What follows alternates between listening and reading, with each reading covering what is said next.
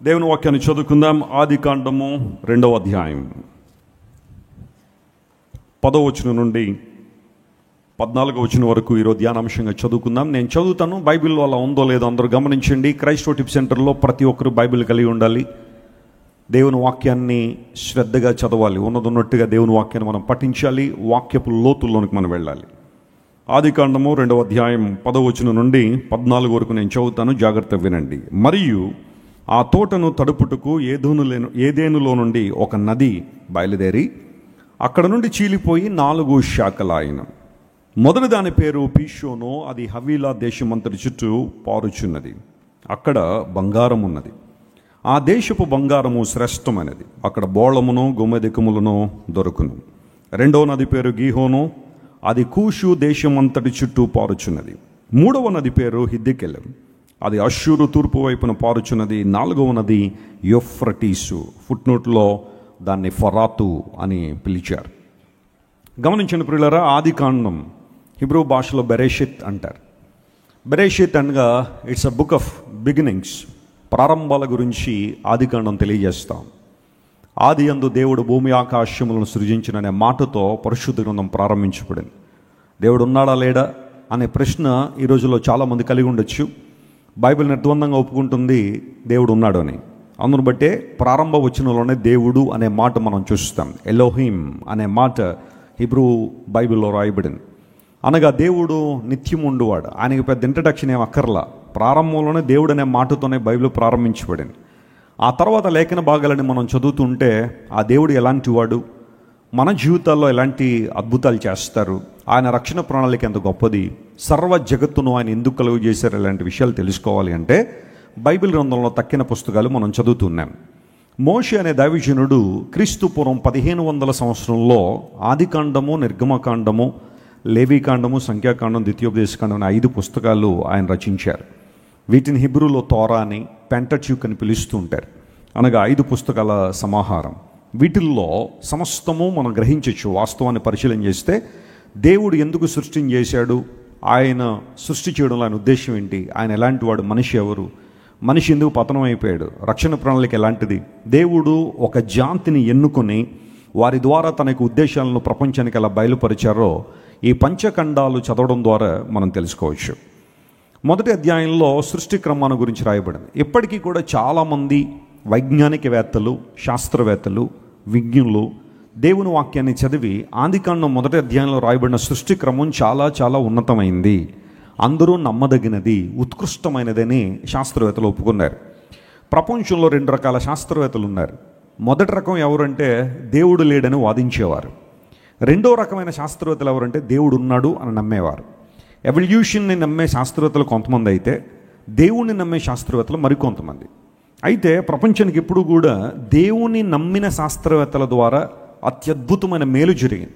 ప్రపంచంలో ఈ రోజున టాప్ 10 శాస్త్రవేత్తల లిస్ట్ మనం తీస్తే అందులో దాదాపుగా అందరూ కూడా దేవుని బిడలే ఉంటారు, క్రైస్తవులే ఉంటారు, యేసు ప్రభువును అంగీకరించిన వారే ఉంటారు. ఎందుకోసం అంటే దేవుడు వారిని ప్రపంచాన్ని దీవెనకరంగా చేశాడు. ఆదికాండం మొదటి అధ్యాయంలో రాయబడిన సృష్టి క్రమం అంతా కూడా వాస్తవమే అని చాలామంది శాస్త్రవేత్తలు రుజువుపరిచారు. అయితే 2వ అధ్యాయం నుండి మనం చదువుతుంటే ఇంకొంచెం ఎలాబరేషన్ మనకు కనబడుతుంది. దేవుడు 6 రోజుల్లో సృష్టిని చేసి 7వ రోజున విశ్రమించారు అని మొదటి అధ్యాయంలో మనం చూస్తాం కదా. 2వ అధ్యాయంలో ఆ సృష్టిని దేవుడు ఎలా చేశాడు, ప్రాముఖ్యంగా మనిషిని దేవుడు ఏ విధంగా చేసి ఏదేను తోటలో ఉంచారనే విషయాలు మనం 2వ అధ్యాయంలో చూస్తాం. 3వ అధ్యాయం నుండి the fall of a man, మనిషి ఎలా పతనమైపోయాడు, దేవుడు తన రక్షణ ప్రణాళికను ఎలా ఎగ్జిక్యూట్ చేశారు 3వ అధ్యాయం నుండి మనం చూస్తూ ఉంటాం. ఈ 2వ అధ్యాయంలో ఒక తోట మెన్షన్ చేయబడింది. దాని పేరు ఏదెను అని మనం పిలుస్తున్నాం. బైబిల్ గ్రంథంలో ఈడెన్ అనే మాట చూస్తాం. దానికి రమ్యమైనది, ప్లెజెంట్ అనే అర్థం ఇచ్చే ఏదెను తోట. నేను ప్రపంచంలో చాలా గార్డెన్స్ని విజిట్ చేశాను.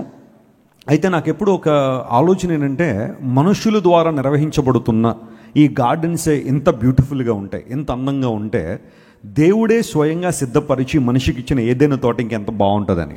ఏదైనా తోటను ఊహలకు మించి మనం ఆలోచన చేయొచ్చు. ఎందుకంటే మానవ ఊహకు మించిన తోటది ఏదైనా తోట. దేవుడు దానికి నిర్మాణకుడు కాబట్టి ఆదాము హవ్వలను దేవుడు తీసుకొచ్చి ఏదైనా తోటలో పెట్టారు. వారికి కావాల్సిన దేవుడు సమకూర్చాడని బైబిల్లో మనం చూస్తున్నాం.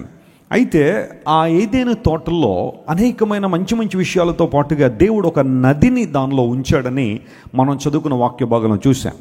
ఏదేను తోటను తడుపుటకు ఒక నదిని దేవుడు ప్రవహింపజేసి ఆ నదిని దానిలో ఉంచినప్పుడు అది 4 శాఖలైంది అని బైబిల్లో రాయబడింది.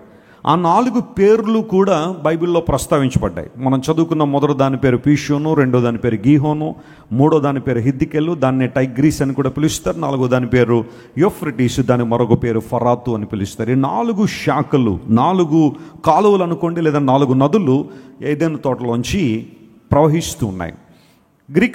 హిబ్రూ భాషలో నది అన్న మాటకు నహార్ అనే పదం వాడారు.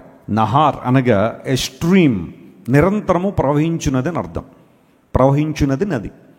చూడండి, కొన్నిసార్లు కొన్ని చోట్ల కొన్ని రిజర్వాయర్స్ ఉంటాయి.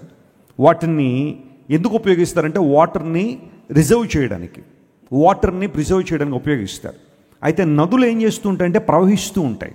అనేక ప్రాంతాలు, గ్రామాలు, పట్టణాలు అవి తడుపుకుంటూ వెళుతూ చివరికి ఎక్కడో చోట సముద్రంలోనో లేకపోతే మరొక చోట కలిసిపోతూ ఉంటాయి. జీవ నదులు, ప్రవహించే నదులు. ప్రపంచంలో చాలా గొప్ప గొప్ప నదులు మనకు తెలుసు. నైలు నది గురించి మీలో చాలామంది చదువు ఉంటారు. అది ప్రపంచంలో అత్యంత పొడవైన నది అని పిలుస్తూ ఉంటారు. సుమారుగా 6 దేశాలు కలిపి ఆ నది ప్రవహిస్తూ ఉంటుంది. అమెజాన్ రివర్ గురించి మీలో చాలామంది వినుంటారు. సౌత్ అమెరికాలో అమెజాన్ రివర్ కూడా చాలా పెద్దది. అమెరికాలో మిసిసిపి రివర్ అని ఒకటి ఉంది, అది కూడా చాలా పెద్దది. ఇలా చెప్పుకుంటూ పోతా ఉంటే ఈజిప్ట్లో మనం ఆల్రెడీ మాట్లాడుకున్న నైలు నది. చైనాలో హోయాంగ్ హో అనే ఒక నది ఉంటుంది. దాన్ని చైనాకు దుఃఖదాయిని అని పిలుస్తారు. విపరీతంగా వరదలు వస్తుంటాయి, దానిలో చాలామంది చనిపోతుంటారు. అందుని బట్టి చైనా దుఃఖదాయిని. చిన్నప్పుడు మనం 8th క్లాస్లోనే ఎప్పుడో జనరల్ నాలెడ్జ్ చదువుకున్న హోయాంగ్ హో అనే నది చైనాలో ఉంది అని. ఇండియాలో మనం చూస్తే గంగా, యమున, ఆ తర్వాత మూసీ నది అంటున్నారు కొంతమంది. ఓకే, ఏదో ఒక నది. ఆ తర్వాత మన దగ్గరలో గోదావరి, కృష్ణ, పెన్న, తుంగభద్ర, ఇలాంటి నదులన్నీ మన భారతదేశంలో ప్రవహిస్తున్నాయి కదా. ఈరోజు నేను వాస్తవానికి ఏదైనా తోటలో నా నది 4 శాఖల గురించి మీతో మాట్లాడాలని నేను ఆశిస్తున్నాను. లేఖనాలను మనం జాగ్రత్తగా పరిశీలన చేస్తే ఎన్నో ఆధ్యాత్మిక అంశాలు బైబిల్లో దాగి ఉన్నాయి. ఓ దేవుని సేవకుడు ఏమంటాడంటే, మీకు చిన్న చిన్న రాళ్ళు కావాలి అంటే సముద్రపు ఒడ్డున నడుచుకుంటూ వెళ్ళండి. ఆ సీషోర్ గుండా మనం వెళ్తే చిన్న చిన్న రాళ్ళు, పెబిల్స్ ఇవన్నీ మనం దొరుకుతూ ఉంటాయి. అయితే ముత్యాలు కావాలంటే మాత్రం సీషోర్లో మనం వెతకూడదట. ఆ సముద్రపు ఒడ్డును మనం వెతకూడదు. ముత్యాలు కావాలనుకునేవాడు సముద్రపు లోతుల్లోనికి వెళ్ళాలి. సముద్రపు లోతుల్లో ఆయిస్టర్స్ ఉంటాయి. ఆ ఆయిస్టర్స్లో ముత్యాలు ప్రకృతి సిద్ధంగా తయారు చేయబడుతుంటాయి. చాలామంది పర్ల్ డైవర్స్ సముద్రం లోపలికి వెళ్ళి ఆ ఆల్చిప్పులన్నీ బయటికి తీసుకొచ్చి వాటిల్లోంచి ముత్యాలు బయటికి తీసి వాటిని పాలిష్ చేసి మార్కెట్లో అమ్ముతూ ఉంటారు. ఒక ముత్యం కావాలి అంటే సముద్రపు లోతుల్లోనికి ఎలాగైతే వెళ్తున్నామో, ఒక శ్రేష్టమైన అంశాన్ని దేవుని లేఖలోంచి మనం తెలుసుకోవాలంటే దేవుని వాక్యాన్ని కూడా మనం లోతుగా ధ్యానం చేయాలని దేవుని సేవకుని మీకు తెలియజేస్తున్నాను. ప్రపంచంలో చాలామంది పైన దేవుని వాక్యం చదివేవాళ్ళు ఉంటారు. ఆ రోజు డ్యూటీకి వెళ్ళిపోయే ముందు, లేదా ఆఫీస్కి వెళ్ళిపోయే ముందు, లేదా బయటికి వెళ్ళే ముందు కాసేపు దేవుని వాక్యాన్ని మొక్కుబడిగా చదివేసి వెళ్ళిపోదాం అని చెప్పి 1-2 అధ్యాయాలు అలా చదివేసి వెళ్ళిపోయే వాళ్ళు చాలామంది ఉంటారు. కానీ దేవుని వాక్యాన్ని మనం క్షుణ్ణంగా అధ్యయనం చేస్తే, ఒక మాటలో చెప్పాలంటే లోతుగా ధ్యానం చేయగలిగితే, ఒక్కొక్క మాటను పట్టుబట్టి చదవగలిగితే ఆధ్యాత్మిక సంపద ఎంతో బైబిల్లో దాగి ఉంది. ఈరోజు నేను ఈ 4 శాఖల గురించి, వాటి పేర్లు, వాటి అర్థాలు, వాటి సంగతి ఏంటో ఈరోజున పరిశీలన చేద్దాం. ఖచ్చితంగా ఈ ప్రసంగం విన్న తర్వాత ఏదేను తోటలో ఉన్న 4 శాఖల పేర్లు మీకు గుర్తుండాలా, వాటి అనుభవాలు ఏంటో కూడా మీరు తెలుసుకోవాలి. దానికి ముందు ఒక చిన్న ఎక్స్ప్లెనేషన్ ఇస్తాను, చాలా జాగ్రత్తగా గమనించండి. ఈరోజు మనం ఏదేను తోటను చూడగలమా అని కొంతమంది అడుగుతూ ఉంటారు. చాలామంది నాతో ఇంటరాక్ట్ అవుతున్నప్పుడు వారు అడిగే ప్రశ్నల్లో ప్రశ్న ఏంటంటే, pastor Wesley, can we see or can we identify the garden of Eden today? ఏదేను తోట ఇప్పుడు మనం చూడగలమా? Otherwise where was the garden of Eden located అని చాలామంది అడుగుతూ ఉంటారు. కొంతమంది ఇచ్చే ఎక్స్ప్లెనేషన్ ఏంటంటే, యూఫ్రటీస్ అనే నది ఇప్పటికీ కూడా భూమి మీద ఉంది. అది ఇరాక్ అనే దేశంలో ఉంది, మెసొపొతేమియాలో. అందును బట్టి యూఫ్రటీస్ అక్కడ ఉంది కాబట్టి అక్కడే బహుశా ఏదైనా తోట ఉండుండొచ్చు అని కొంతమంది చరిత్రకారుల అభిప్రాయం. ఎందుకోసం అంటే నది ఉంది కాబట్టి అక్కడే ఉండుండొచ్చు అని. ప్రపంచంలో ఇప్పుడు ఎక్కడా మనం ఏదైనా తోటను చూడలేము. దేవుడు కొన్నింటిని మరుగు చేశాడు. ఎస్పెషల్లీ బైబిల్లో 2 విషయాలను దేవుడు మరుగు చేశాడు. ఒకటి ఏదైనా తోట, రెండవది మోషే సమాధి. ఆ 2 ఎక్కడున్నా ఎవరికీ తెలియదు. మోషే ఎక్కడ సమాధి చేయబడ్డాడు అనే విషయం తెలుసు, కానీ ఎగ్జాక్ట్ స్పాట్ అనేది ఎవరు గుర్తించలేకపోయారు. ఒకవేళ అదే కనుక జరిగి ఉంటే చాలామంది యూదులు ఆ ప్రాంతాన్ని ఇప్పుడు ఒక పుణ్యక్షేత్రంగా మార్చేసేవారు. ఎందుకోసం అంటే వారు మోషేను చాలా అద్భుతంగా గౌరవిస్తారు. మోషే ద్వారా ధర్మశాస్త్రం ఇవ్వబడింది కాబట్టి మోషే సమాధి కనుక ఉండుంటే చాలా గొప్పగా అతన్ని ఒక మాటలో చెప్పాలంటే ఆరాధించేవారేమో కూడా. అందును బట్టి దేవుడు మోషే సమాధిని సైలెంట్గా ఆయన మాయం చేశారు. లేదంటే ఎక్కడుందో ఎవరికి చెప్పలేదు. ఆయనే సమాధి చేసి మోషేను మరుగు చేశారు. ఏదైనా తోట కూడా ప్రపంచంలో ఇప్పుడు మనం ఐడెంటిఫై చేయలేం, ఎక్కడ కూడా ఉందని చెప్పలేం. యూఫ్రటీస్ నది ఉంది కాబట్టి ఇరాక్లో ఉందని కొంతమంది చెప్పినప్పటికీ కూడా అది కూడా 100% కరెక్ట్ కాదు. ఎందుకోసం అంటే నోవహు జలప్రళయం అయిన తర్వాత, నోవహు జలప్రళయం జరిగిన తర్వాత కాంటినెంట్స్ అన్నీ కూడా షిఫ్ట్ అయిపోయినాయి. లేదంటే అవన్నీ కూడా ఆ ఖండాలన్నీ కూడా మారిపోయినాయి, స్థానచలనం జరిగిపోయింది. కొండలు అప్పుడు ముందున్నంత స్థానంలో లేవు. మొత్తం ఈ భూమి మీద ఉన్న అనేకమైన పరిస్థితులు మారిపోయాయి కాబట్టి మనం ఇక్కడే ఏదైనా తోట ఉందని చెప్పలేం. ఎందుకంటే నోవహు జలప్రళయానికి ముందు ఏదైనా తోట ఉంది కాబట్టి ఎగ్జాక్ట్ ప్లేస్ మనం ఐడెంటిఫై చేయలేం. కానీ కొంతమంది బైబిల్ పండితుల అభిప్రాయం నేను ఆల్రెడీ చెప్పాను. కొంతమంది ఇరాక్లో ఉందని, లేదు కొంతమంది అసలు ఈ భూలోక చరిత్ర అంతా కూడా దాదాపుగా ఇశ్రాయేల్ దేశం చుట్టే తిరిగింది కాబట్టి అక్కడే దేవుడు వచ్చాడు, అక్కడే దేవుడు చనిపోయారు, అక్కడే దేవుడు మరణించి తిరిగి లేచారు, అక్కడే మరలా యేసుప్రభు రాబోతున్నారు. కాబట్టి ఆ ప్రాంతానికి ఒక ప్రత్యేకత ఉంది కాబట్టి ఏదైనా తోట కూడా ఒకప్పుడు ఇప్పుడున్న ఇశ్రాయేల్ దేశంలోనే ఉండుండొచ్చు అని కొంతమంది బైబిల్ పండితులకు అభిప్రాయం. ఏదేమైనప్పటికీ కూడా బైబిల్ చరిత్రను మనం కాదనలేం. దేవుని వాక్యం ఒక విషయాన్ని చెప్పింది అంటే అది వాస్తవం అని మనం నమ్మాలి. ఎందుకంటే దేవుడు చెప్పిన మాట ఏది కూడా అబద్ధమో కాదు. ఆయన అబద్ధం ఆడనారని దేవుడని బైబిల్లో రాయబడింది. ఆయన అబద్ధం ఆడలేదు, ఆయన ప్రవక్తల ద్వారా కూడా అబద్ధాలు ఆడించలేదు. దేవుడు ఏదైనా ఒక విషయాన్ని మోషేకు బయలుపరిచారంటే వాస్తవాన్ని వాస్తవంగా తెలియజేశారు. కాబట్టే బైబిల్ గ్రంథం ఈ రోజున ఉత్కృష్టమైన గ్రంథంగా, సర్వోత్తమైన గ్రంథంగా ప్రపంచవ్యాప్తంగా కీర్తించబడుతూ ఉంది. సరే, మనం వాస్తవాన్ని పరిశీలన చేస్తున్నాం కదా. ఆదికాండం 2వ అధ్యాయంలో ఒక నది ఉంది. అయితే అది ఎన్ని శాఖలుగా మారింది? అది 4 శాఖలుగా మారింది. ఆధ్యాత్మిక అర్థం ఏంటి? What is the spiritual meaning of this river? పరిశీలన చేద్దాం.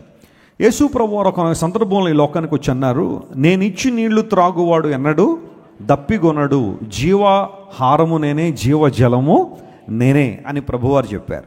అంత మాత్రం కాకుండా నా యందు ఎవరైతే విశ్వాసం ఉంచుతారో వాని కడుపులో నుండి ఏం పారతాయట? జీవ జల నదులు పారతాయని యేసు ప్రభువారు ఆయన లోకంలో ఉన్నప్పుడు చెప్పారు.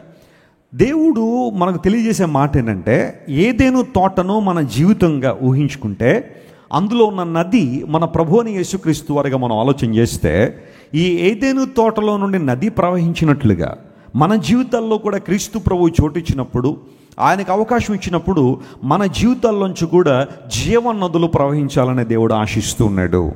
యేసు ప్రభు జీవాధిపతి కనుక ఆయన దగ్గరికి వచ్చిన ప్రతి ఒక్కరి జీవితంలో కూడా జీవం ఉండాలనే ప్రభు ఆశించాడు. యేసు ప్రభుని ఈ రోజున ఎవరైనా తమ హృదయాల్లో చేర్చుకోవాలి అంటే కొంతమంది ఆలోచన చేస్తున్నారు, ఇంకా ఏమోనండి మా కులం వాళ్ళు ఒప్పుకోరేమో, మా మతం వాళ్ళు ఒప్పుకోరేమోనండి, మా ఉద్యోగానికి ఏమైనా ఇబ్బంది అవుతుందేమోనండి, లేదా బంధువులందరూ మమ్మల్ని వదిలిపెట్టేస్తారేమోనని కొంతమంది యేసు ప్రభువుని తమ రక్షకునిగా అంగీకరించడానికి ఇంకా ఆలోచన చేస్తూ ఉన్నారు. బైబిల్ సెలవిస్తూ ఉంది, క్రీస్తు ప్రభు నుండి ఎవరైతే విశ్వాసం ఉంచుతారో వారిలో పరిశుద్ధాత్మ దేవుడు ఒక జీవ జల నదిని ఉద్భవింపజేసినప్పుడు ఆ నదులు వారిలో నుండి ప్రవహిస్తాయని బైబిల్లో రాయబడి. అంటే ప్రపంచానికి దీవెనకరంగా మనం ఉండాలని, ఆశీర్వాదకరంగా ఉండాలని దేవుడు మనల్ని కోరుతున్నాడు. కానీ మనం నిరుపయోగంగా ఉండిపోవాలని లేదా ఉపయోగం లేని వారిగా బ్రతకాలని దేవుడు ఆశించట్లేదు. When you invite God in to your life, there will be a stream that flows out of your life. నీ జీవితంలోంచి ఒక జీవల నది ప్రవహిస్తుందని బైబిల్లో రాయబడింది. ఆ నది 4 శాఖలైనట్టుగా క్రీస్తు ప్రభుని ఎవరైతే తమ జీవితాల్లో కలిగి ఉంటారో వారు ఇప్పుడు నేను చెప్పే ఒక 4 అనుభవాల్లో వారు ఎప్పుడు కూడా ముందుంటారు. 4 అనుభవాల్లో వారు ఎదుగుతూ ఉంటారు. ఆ 4 అనుభవాలు ఏంటో ఆ నదుల పేర్ల నుండి నేను కొన్ని విషయాలు మీతో మాట్లాడి నా సందేశాన్ని ముగింపులో తీసుకొస్తాను. మొట్టమొదటి నది పేరు ఏమని చదువుకున్నాం చెప్పండి? అందరూ చెప్పండి. చదువుకున్నాం కదా దేవుని వాక్యంలో, పీషోను. అందరూ గట్టిగా చెప్పండి, పీషోను. ఇంగ్లీష్లో పైషన్ అని పిలుస్తూ ఉంటారు. సరే, ఈ పీషోను అనే నది దాని అర్థం ఏంటో, దాని యొక్క ఆధ్యాత్మిక వివరణ ఏంటో మీకు తెలియజేస్తాను, జాగ్రత్తగా గమనించండి. మొట్టమొదటి మాట మనం చదువుకున్నాం, పీషోను. ఈ పీషోను అనే మాటకు డిస్పర్షన్ అని అర్థం. డిస్పర్షన్ అంటే వ్యాపించుట, విస్తరించుట అని అర్థం. పీషోను నది ప్రవహిస్తుందట. అది హవీలా దేశం అంతటి చుట్టూ ప్రవహిస్తుంది. అక్కడ బంగారం ఉంది, అక్కడ గోమేధికం ఉంది, అక్కడ బోళం ఉంది అని ఆ క్రింద వచ్చిన మనం చదువుతున్నాం. That was a blessed river.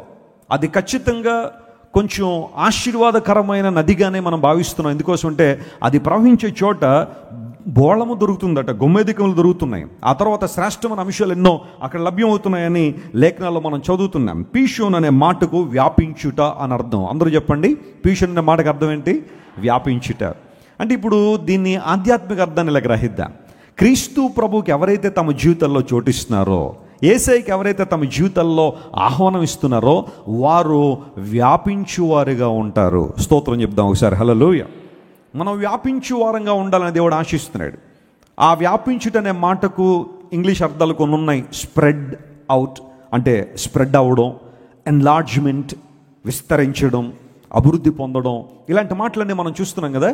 So యేసు ప్రభుకి ఏ జీవితంలో అయితే చోటు ఉంటుందో వారు పీషోను ఏ విధంగా అయితే వ్యాపించుట అనే మాటను తెలియజేస్తుందో వారు కూడా వ్యాపించువారుగా ఉంటారు.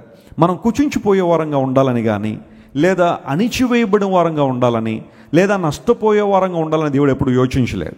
ఆయన ఉద్దేశం మొదటి నుండి ఒకటే, మనందరూ కూడా విస్తరించాలి, వ్యాపించాలని దేవుడు ఆశిస్తున్నాడు. ఆదికాండం 1వ అధ్యాయంలో దేవుడు తన రూపంలో తన పోలికలో మనిషిని చేసిన తర్వాత వారికి ఇచ్చిన ఆశీర్వాదం కూడా అదే. God bless them in such a way you should be multiply. మీరు విస్తరించండి, మీరు ఫలించండి, మీరు భూమిని నిండించండి, దాన్ని లోపరుచుకోండి అనే మాటలే చెప్పాడు. కానీ ఎక్కడైనా సరే మీరు కుచించుకుపోండి, నష్టపోండి, ఇబ్బందుల్లోకి వెళ్ళిపోండి, లేదా శ్రమల్లో కూరుకుపోండి అని దేవుడు ఎక్కడైనా చెప్పాడా? ఎక్కడ చెప్పలేదు. మానవుని దేవుని కలుగు చేయడంలో అనే ఉద్దేశం ఏంటంటే మనం వ్యాప్తి చెందాలని దేవుడు ఆశిస్తున్నాడు. ఒకవేళ పాపం వల్ల మన జీవితాలు ఛిద్రమైపోయి, అపరాధముల ద్వారా మన జీవితం నలిగిపోయి, ఎక్కడ వేసిన గొంగళ్ళు అక్కడలాగే మన జీవితం ఉండిపోతే, ప్రభువుకు మన జీవితాలు అప్పగించినప్పుడు, దేవుని దగ్గరికి మనం వచ్చినప్పుడు ఆయన మనల్ని ఏం చేస్తాడు చెప్పండి? వ్యాప్తి చేసే దేవుడు, స్ప్రెడ్ అవుట్ చేసే దేవుడు, ఆయన మనల్ని వ్యాపింపజేసే దేవుడు అని లేఖనాలు చాలా స్పష్టంగా సెలవిస్తూ ఉన్నాయి. యాకోబు తన బిడ్డలందరినీ కూడా వరుసగా నిలవబెట్టి ఆశీర్వదిస్తున్నాడు, లేదా భవిష్యత్తులో జరగబోయే విషయాలు తెలియజేస్తున్నాడు. He foretold many things for his sons. యాకోబుకి ఎంతమంది పిల్లలు? 12 మంది. ఒక కుమార్తెతో కలిపి 13 మంది. సరే, కుమార్తెను కాసే ప్రక్కన పెడితే ఈ 12 మంది కుమారుల్ని కూడా లైన్లో నిలబెట్టి ఒక్కొక్కరిని గురించి మాట్లాడుతున్నాడు. రూబేను గురించి మాట్లాడాడు, షిమ్యోను గురించి మాట్లాడాడు, లేవి గురించి మాట్లాడాడు, యోదా గురించి మాట్లాడాడు. అలా చాలామంది గురించి మాట్లాడుకుంటూ వచ్చిన తర్వాత యోసేపు గురించి మాట్లాడాల్సి వచ్చినప్పుడు యాకోబు ఒక అద్భుతమైన మాట చెబుతాడు. ఏమిటో తెలుసా?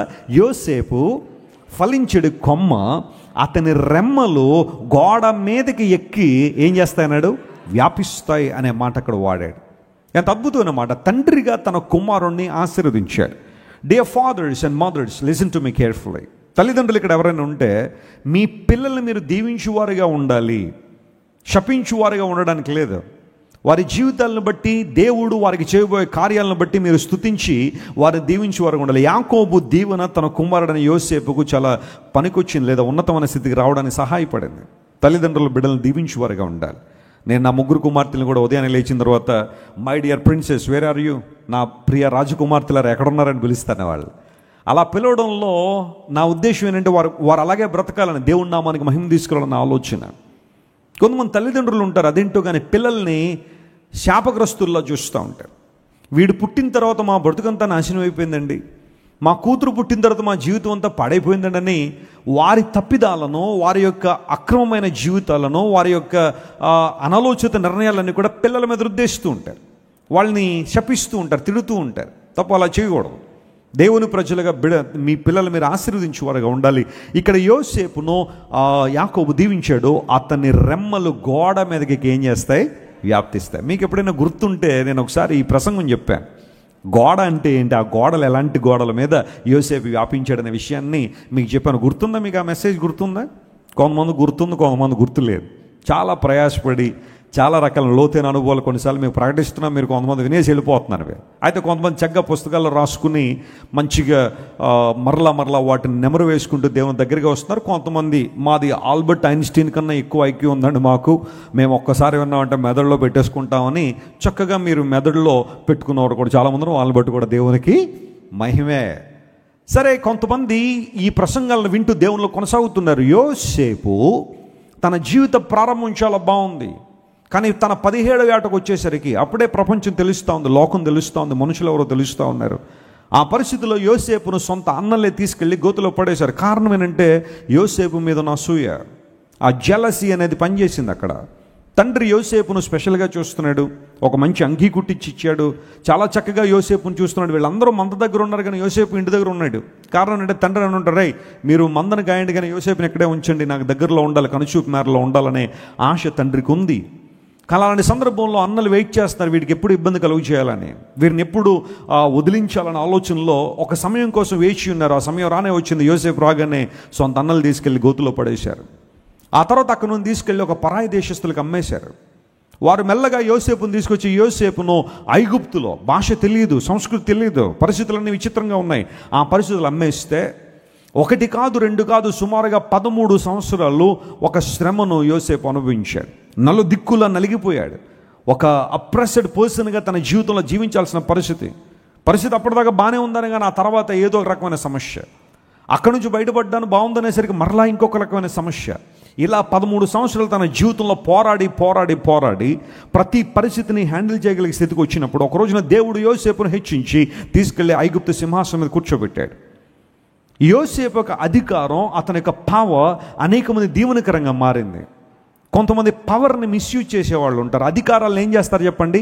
మిస్యూజ్ చేస్తారు. వారి చేతిలో డబ్బు ఉంటే, వారి చేతిలో అధికారం ఉంటే, వారి చేతిలో శాసనాలు రాయగలిగే అధికారం ఉంటే, శాసనాలు మార్చగలిగే అధికారం ఉంటే వాళ్ళు ఏదైనా చేయడానికి ఇష్టపడతారు. ఎవరు వారిని ప్రశ్నించడానికి లేదు. ప్రశ్నించే వాళ్ళని తీసుకుని వెళ్ళి ఇబ్బందులకు గురి చేసే వాళ్ళు చాలామంది ఉంటారు. అయితే యోసేపు తనకున్న పవర్ని సరిగా ఉపయోగించాడు, తనకున్న జ్ఞానాన్ని సరిగా ఉపయోగించాడు. భయంకరమైన కరువు ప్రపంచాన్ని కబళించినప్పుడు యోసేపు యొక్క అతని యొక్క ఆలోచనలు, అతని పథకాలు అనేక మంది దీవెనకరంగా ఉన్నాయి. ఎప్పటికీ కూడా ప్రపంచంలో యోసేపును ఒక మంచి లీడర్గా గుర్తించిన కారణం ఏంటి? ఒక అడ్మినిస్ట్రేటర్గా, ఒక స్ట్రాటజిస్ట్గా గుర్తించిన కారణం ఏంటంటే యోసేపు అనేక మంది దీవెనకరంగా ఉన్నాడు. I'm sure the influence of Joseph was spreading. దేవుడు తనకున్న ఇన్ఫ్లుయెన్స్ని వ్యాప్తి చేశాడు. తన ద్వారా అనేక మంది దీవెనకరంగా మార్చాడు. దేవుని బిడ్డ నమ్ము ఒక మాట, ప్రభువును గట్టిగా పట్టుకున్నప్పుడు, క్రీస్తు ప్రభును వెంబడిస్తున్నప్పుడు, ఈ రోజు కాకపోతే రేపైనా దేవుడిని ఆశ్రయించి ఒక ఉన్నతమైన స్థానంలో పెట్టినప్పుడు, ఆ స్థానంలో దేవుడిని నుంచింది లేదా ఉంచబోయేది నీ సొంత ఆశలు నెరవేర్చుకుంటావని కాదు, నీ సొంత ఉద్దేశాలు నెరవేర్చుకోవడానికి ప్రాకులాడతావని కాదు. One of my teachings that I speak always, God sends every blessing with a responsibility. దేవుడు మనకిచ్చే ప్రతి ఆశీర్వాదం వెనకాల ఒక బాధ్యతను ముడిపెడతాడు ఆయన. మనం ఆశీర్వాదాలు అనుభవిస్తాం కానీ బాధ్యతలు విస్మరిస్తూ ఉంటాం, బాధ్యతలు మర్చిపోతూ ఉంటాం. దేవుడు ఒక ఉన్నతమైన స్థితికి నేను తీసుకొచ్చినప్పుడు, ఒక భయంకర పరిస్థితి నుండి లేవనెత్తినప్పుడు, ఒక అనారోగ్య పరిస్థితులు లేవనెత్తినప్పుడు, ఒక అప్పు బాధల నుంచి దేవుడిని లేవనెత్తినప్పుడు, ఒక బంధుకోల నుంచి దేవుడిని విడిపించినప్పుడు, ఒక భయంకరమైన ఎడిక్షన్ నుంచి దేవుడిని బయటికి తీసుకొచ్చినప్పుడు, నువ్వు దీవెనకరంగా ఉండాలని దేవుడు ఆశిస్తున్నాడు, ఆశీర్వాదకరంగా ఉండాలని. పీషోను వ్యాపించిందట.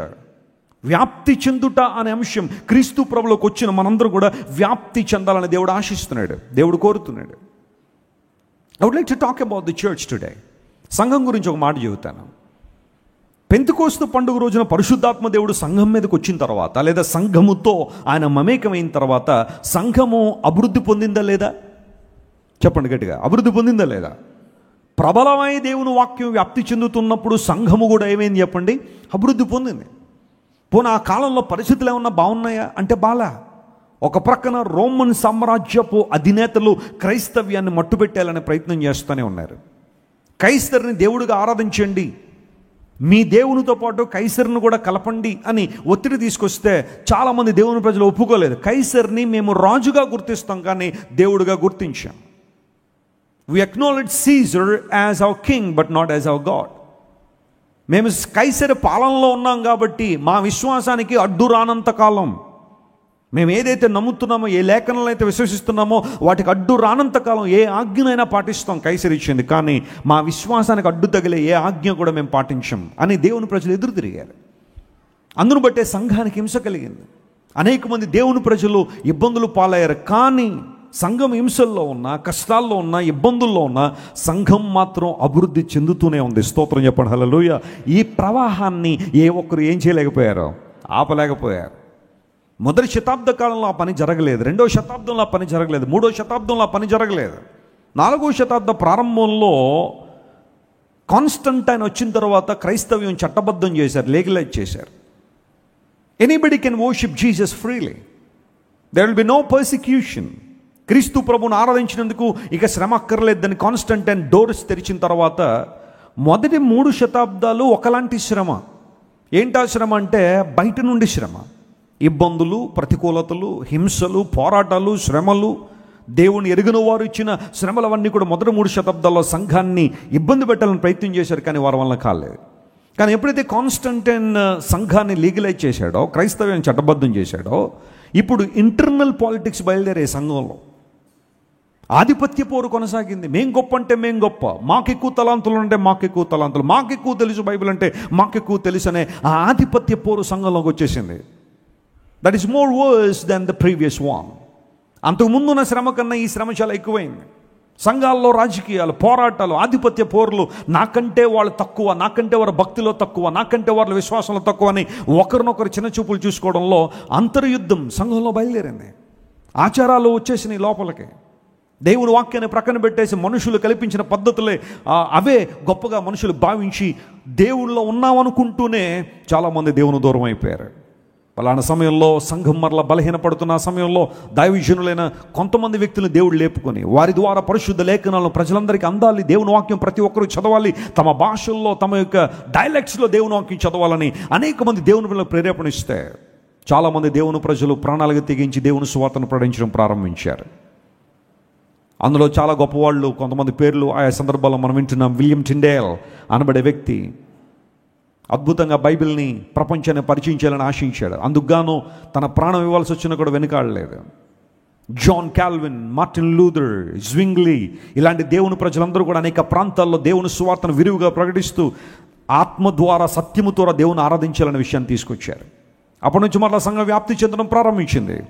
దేవుడు తన కార్యం జరిగిస్తున్నాడు. ఈ ప్రక్రియలో మొదటి 3 శతాబ్దాలు మాత్రమే కాదు, లేదా ఇప్పటి వరకు జరిగిన 20 శతాబ్దాల్లో చాలామంది క్రైస్తవ్యాన్ని నిర్మూలన చేస్తామని, దేవుని వాక్యాన్ని మట్టుబెట్టేస్తామని, బైబిల్ గ్రంథం కనుమరుగు చేసేస్తామని, దేవుని బిడ్డలేక ప్రపంచంలో ఉండరు అని చాలామంది సవాలు చేశారు. కానీ ప్రపంచంలో ప్రతి ఒక్క సవాలును ఎదుర్కొని, ప్రతి శ్రమను ఎదుర్కొని, ప్రతి హింసను ఎదుర్కొని నిలదొక్కున్న మార్గం అంటే ఏదైనా ఉంది అంటే అది కేవలం నా యేసయ్య మార్గమే. కారణం ఏంటో తెలుసా? He is the author and perfecter, sustainer of our faith. మన విశ్వాసానికి కర్త, దాన్ని కొనసాగించేవాడు ఎవరో? యేసు ప్రభువు మాత్రమే. సువార్త వ్యాప్తి జరిగింది, దేవుని వాక్యం ప్రబలమై వ్యాపించింది, అద్భుతాలు ఎన్నో దేవుడు జరిగించడానికి ప్రభు సహాయం చేశారు. ప్రతికూలతల్లో దేవుడు వ్యాప్తి చెందించే దేవుడు ఆయన. ఈరోజు ఒకవేళ నీ జీవితంలో కూడా వెస్లీ గారు చాలా కాలం మంది ప్రభుని అంగీకరించి ఎందుకో నా జీవితంలో ఎక్స్పాన్షన్ అనేది ఉండలేదు, ఆ వ్యాప్తి అనేది లేదని ఒకవేళ బాధపడుతున్నావా? ఈరోజు దేవుడు నీతో మాట్లాడుతున్నాడు, నువ్వు వ్యాప్తి చెందుతావు. Hallelujah. This is the word of God. దేవుడు అబ్రహాంతో మాట్లాడు, అబ్రహామా, stand there and see every place, whatever you see you will conquer them. నువ్వు ఏ ప్రాంతాన్ని అయితే చూస్తావో కన్నులెత్తి ఆ ప్రాంతాన్ని నీకు ఇస్తాను. నువ్వు పడమటికే చూడు, తూర్పుగా చూడు, ఉత్తరానికే చూడు, దక్షిణానికే చూడు. Whatever you see by faith you will possess it. నువ్వు దాన్ని పొందుకుంటావు, చూడు అన్నాడు.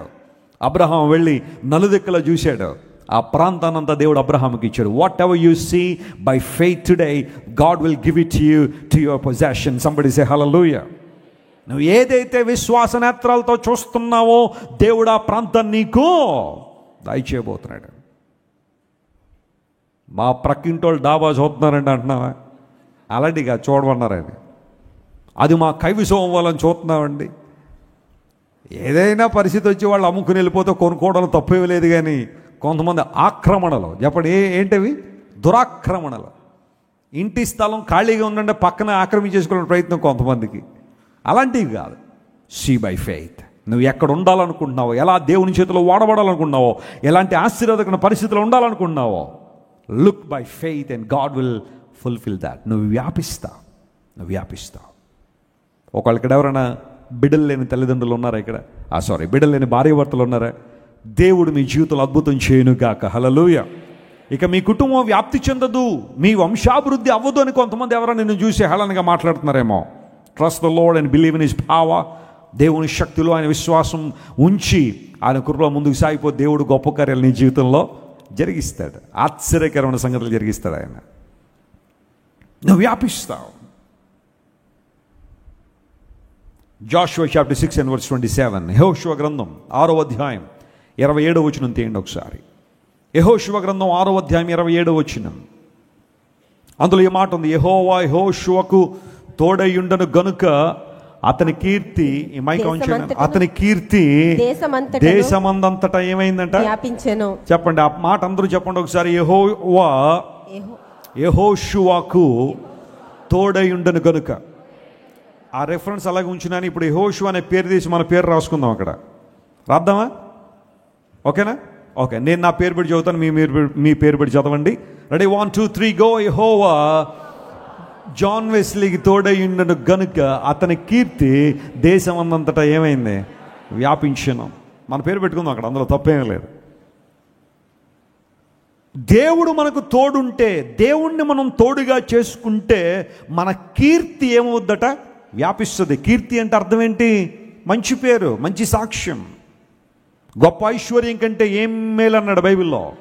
మంచి పేరు మేలు అన్నాడు. మంచి పేరు అంటే మంచి పేరు పెట్టేసుకోవడం మాత్రమే కాదు. చాలామంది అంటారు, వెస్లీ గారు మా అబ్బాయికి మంచి పేరు పెట్టేయాలండి, మా మనవడికి మంచి పేరు పెట్టేయాలండి. మంచి పేర్లే పెడతాం. అన్ని బైబిల్లో పేర్లు చాలా మటుకు మంచి పేర్లే. కొన్ని పేర్లు చాలా మంచివే కానీ అవి ఏం చేయం చెప్పండి, పెట్టుకోం. ఎందుకంటే వారి క్యారెక్టర్ అక్కడ బాగాలేదు. లూసిఫర్ అనే పేరు తెలుసా మీకు? అద్భుతమైన పేరు అది. మీరు ఎప్పుడైనా చూసారు ఎవరికైనా లూసిఫర్ అని పేరు పెట్టాం? ఎందుకు పెట్టాం ఆ పేరు అంటే ఆ పరిస్థితి అక్కడ బాగాలేదు కాబట్టి కదా. అబ్షలోం పేరు చాలా మంచిదే. అబ్బా షాలోం, సమాధానానికి తండ్రి అని అర్థం. చాలా రేర్, ఎక్కడో కానీ నేను చూడలేదు. అభిషాలం అనే పేరు పెట్టుకోవడం చాలా తక్కువ నేను చూశాను. యూజువల్గా అందరం దావీదు, శామ్యూలు, ఈ పేర్లన్నీ ఎక్కువ పెట్టేయడానికి ఇష్టపడతాం, కానీ ఆ పేర్లు ఎక్కువగా పెట్టుకోవడానికి ఇష్టపడరు. యూదా ఇస్కరియోతు ఎవరికైనా పెట్టారండి పేరు? యూదా చాలా మంచి పేరే. స్తోత్రం అనే పేరు, జూడ్ అనే పేరు కొంతమంది పెట్టుకుంటారు అనుకోండి. ఇస్కరియోతు అనేది ఒక ప్రాంతం పేరు అది. దేవుడు యెహోషువకు తోడై ఉన్నాడు కనుక అతని కీర్తి దేశమంతా వ్యాపించింది. People started admiring him. అతనికి ఉద్దేశాలు, అతనికి యుద్ధ పోరాట పటిమను చాలా మంది గుర్తించడం ప్రారంభించారు. Is the leader in the presence of God. దేవుని సన్నిధిలో చక్కని నాయకుడిని గుర్తించారు. మోషే నాయకత్వంలో యెహోషువ చాలా చక్కగా తీర్చిదిద్దబడ్డాడు. మోషే నాయకత్వంలో యెహోషువ అన్ని విషయాలు దేవుని నుండి నేర్చుకోవడం ప్రారంభించాడు. కొన్ని సందర్భాల్లో మోషే గుడారం నుంచి బయటకు వచ్చేసిన యెహోషువ వచ్చేవాడు కాదట. He was still waiting upon God to shape his life. మోషే గతించిపోగానే దేవుడు యెహోషువను ఏం చేశాడు? నాయకుడిగా నియమించాడు, బాధ్యతలు నిర్వహించాడు. మోషే సుమారుగా 40 సంవత్సరాలు ఇశ్రాయేలు ప్రజల్ని ఐగుప్తు నుండి అరణ్య దిశగా నడిపించుకుంటూ వచ్చాడు. కానీ దేవుని ప్రజలు ఎవరి నాయకత్వంలో కనాన్ దేశంలో అడుగుపెట్టారో? యెహోషువ నాయకత్వంలో. He possessed the land of God and divided into major parts for his people. తన ప్రజలందరి కోసం ఆ ప్రాంతాన్నంతా భాగాలు చేసి ఎవరెక్కడ ఉండాలని నిర్ణయించి వాళ్ళందరినీ పంపించి ప్రతి ఒక్కరూ సెటిల్ అయ్యేంత వరకు కూడా యెహోషువ తన బాధ్యతలు నిర్వహించాడు. తన జీవిత కాలంలో దేవునికి మహిమను తీసుకొచ్చిన యెహోషువ, దేవుడు అతనికి తోడై ఉన్నాడు కనుక అతని కీర్తి వ్యాపించింది. దేవుని ప్రజలారా, దేవుడు మన కీర్తిని వ్యాప్తి చేయాలని దేవుడు ఆశిస్తున్నాడు. మన మంచి సాక్ష్యాన్ని వ్యాప్తి చేయాలని దేవుడు ఆశిస్తున్నాడు. ఆయన కార్యాలు స్పష్టంగా జరగాలని దేవుడు కోరుతున్నాడు. పీషోన్ అనే మాటకు అర్థం ఏంటి చెప్పండి? వ్యాపించుట. ఒక నది కలదు, అది 4 శాఖలైంది. అంటే యేసు ప్రభుని ఎవరైతే తమ హృదయాల్లో కలిగి ఉంటారో, తమ జీవితాల్లో కలిగి ఉంటారో, మొదటి అనుభవం ఏంటో తెలుసా? వారు వ్యాపించువారుగా ఉంటారు. Praise the Lord. రెండవ నది ఏమని చదువుకున్నాం చెప్పండి? రెండవ నది పేరు గీహోను. అందరూ చెప్పండి. గీహోను అనే నది మీరు చూస్తున్నారు. ఈ గీహోను అనే ఆ మాటకు లేదా గైహన్ అనే ఆ మాటకు అర్థం ఏంటంటే గషింగ్ అని అర్థం. గషింగ్ అంటే పొర్లి పారుట. అందరూ చెప్పండి. పొర్లి ప్రవహించుట. కొన్నిసార్లు నదులు పొర్లి ఏం చేస్తుంటాయి చెప్పండి? ప్రవహిస్తూ ఉంటాయి. కాలువలు పొర్లి ప్రవహిస్తూ ఉంటాయి. కొన్ని సందర్భాల్లో సముద్రాలు పొంగి ప్రవహిస్తూ ఉంటాయి. పొంగడం అనేది, పొరలడం అనేది అబండెన్స్కి సాదృశ్యంగా మనం చూస్తూ ఉంటాం. పొంగుట అనేది, పొర్లుట అనేది ఆ మాట మనం చూస్తున్నాం కదా. గీహోన్ అనే మాటకు గషింగ్ అని అర్థం, అనగా పొర్లి పారుట అని అర్థం. దాన్ని ఆధ్యాత్మిక పరిభాషలో మనం నేర్చుకునే అంశం ఏంటంటే, ఎవరైతే క్రీస్తు ప్రభువుకి అన్ని విషయాల్లో ప్రాధాన్యత ఇస్తారో, క్రీస్తు ప్రభు అనే నదిని తమ హృదయంలో కలిగి ఉంటారో, వారిలో ఉండే రెండో అనుభవం ఏంటంటే వారిలో పొర్లి పారే అనుభవాలు ఉంటాయి. స్తోత్రం చెప్దాం ఒకసారి. ఏం పొర్లి పారుతుంది అంటే కోపం కాదు, మత్సరం కాదు, ద్వేషం కాదు. లోకంలో ఇవన్నీ పొర్లి పారుతాయేమో కానీ దేవుని బిడ్డల్లో ఏం పొర్లి పారుతుందట? ప్రేమ, సంతోషం, క్రీస్తు సంబంధమైన లక్షణాలు మనలో పొర్లిపారే అనుభవం. ఆ కారణాన్ని బట్టే కీర్తనాకారుడు అంటాడు, నా గిన్నె నిండేమవుతుంది? పొర్లుతుంది. మై కప్ ఓవర్ఫ్లోస్ అనే మాట వాడాడు. నా గిన్నె నిండి పొర్లుతుంది అంటే మొదట మన గిన్నె నిండి పొర్లి ప్రవహించేటప్పుడు ఇతరులకు కూడా దేవునికరంగా ఆశీర్వాదకరంగా ఉండాలని దేవుని యొక్క ఆలోచన. 23వ కీర్తనలో దావీదు భక్తుడు ఆ మాట రాసినప్పుడు అతని జీవితంలో దేవునితో సహవాసం ఉంది. ప్రభువుని కాపరిగా ఉంచుకున్నాడు. ప్రభు ఎక్కడికి వెళ్తే అక్కడికి పచ్చిక బయళ్ళలో ప్రయాణం చేశాడు. శాంతికరమైన జలముల వద్ద నివసించాడు. గాఢాంధకరపులో ప్రయాణం చేయాల్సి వచ్చినా భయపడలేదు. దేవుని దుడ్డుకరను, ఆయన దండమును ఆదరణగా చేసుకుని దేవుడు నాకు తోడయ్యున్నాడనే ధైర్యంతో ముందుకు సాగిపోయాడు. ఆ కారణాన్ని బట్టి దేవుడు నూనెతో నా తల అంటి ఉన్నాడు, నా గిన్నె నిండి పొర్లుతుందనే మాట వాడాడు. యూజువల్గా గొర్రెలకు భోజనం పెట్టేటప్పుడు లేదా వాటికి ఏదైనా కొన్ని రకాలైన ఆహార పదార్థాలు పెట్టినప్పుడు పూర్వదినాల్లో ఒకలాంటి గిన్నెను వాడేవారట, లేదా ఒకలాంటి ఆ యొక్క పరిస్థితుల్లో వాటికి భోజనాలు పెడుతుండేవారు. He was identify himself as a lamb and God to a shepherd. దేవుడు నాకు కాపరిగా ఉన్నాడు కాబట్టి నా గిన్నె ఎప్పుడు నిండుతూనే ఉంటుంది అనగా దేవుడు మనకు సమృద్ధిని దయచేసే దేవుడు. స్తోత్రం చెప్పండి, హల్లెలూయా. యోవేలు గ్రంథం 2వ అధ్యాయంలో ఒక మాట నాకు చాలా ఇష్టం. దేవుడు తన ప్రవక్త అయిన యోవేలు ద్వారా మాట్లాడిన మాటను పరిశీలించేద్దాం. చాప్టర్ 2:24, 2వ అధ్యాయం 24వ వచనంలో యోవేలు గ్రంథంలో ఈ మాట రాయబడింది. జాగ్రత్తగా చదవండి.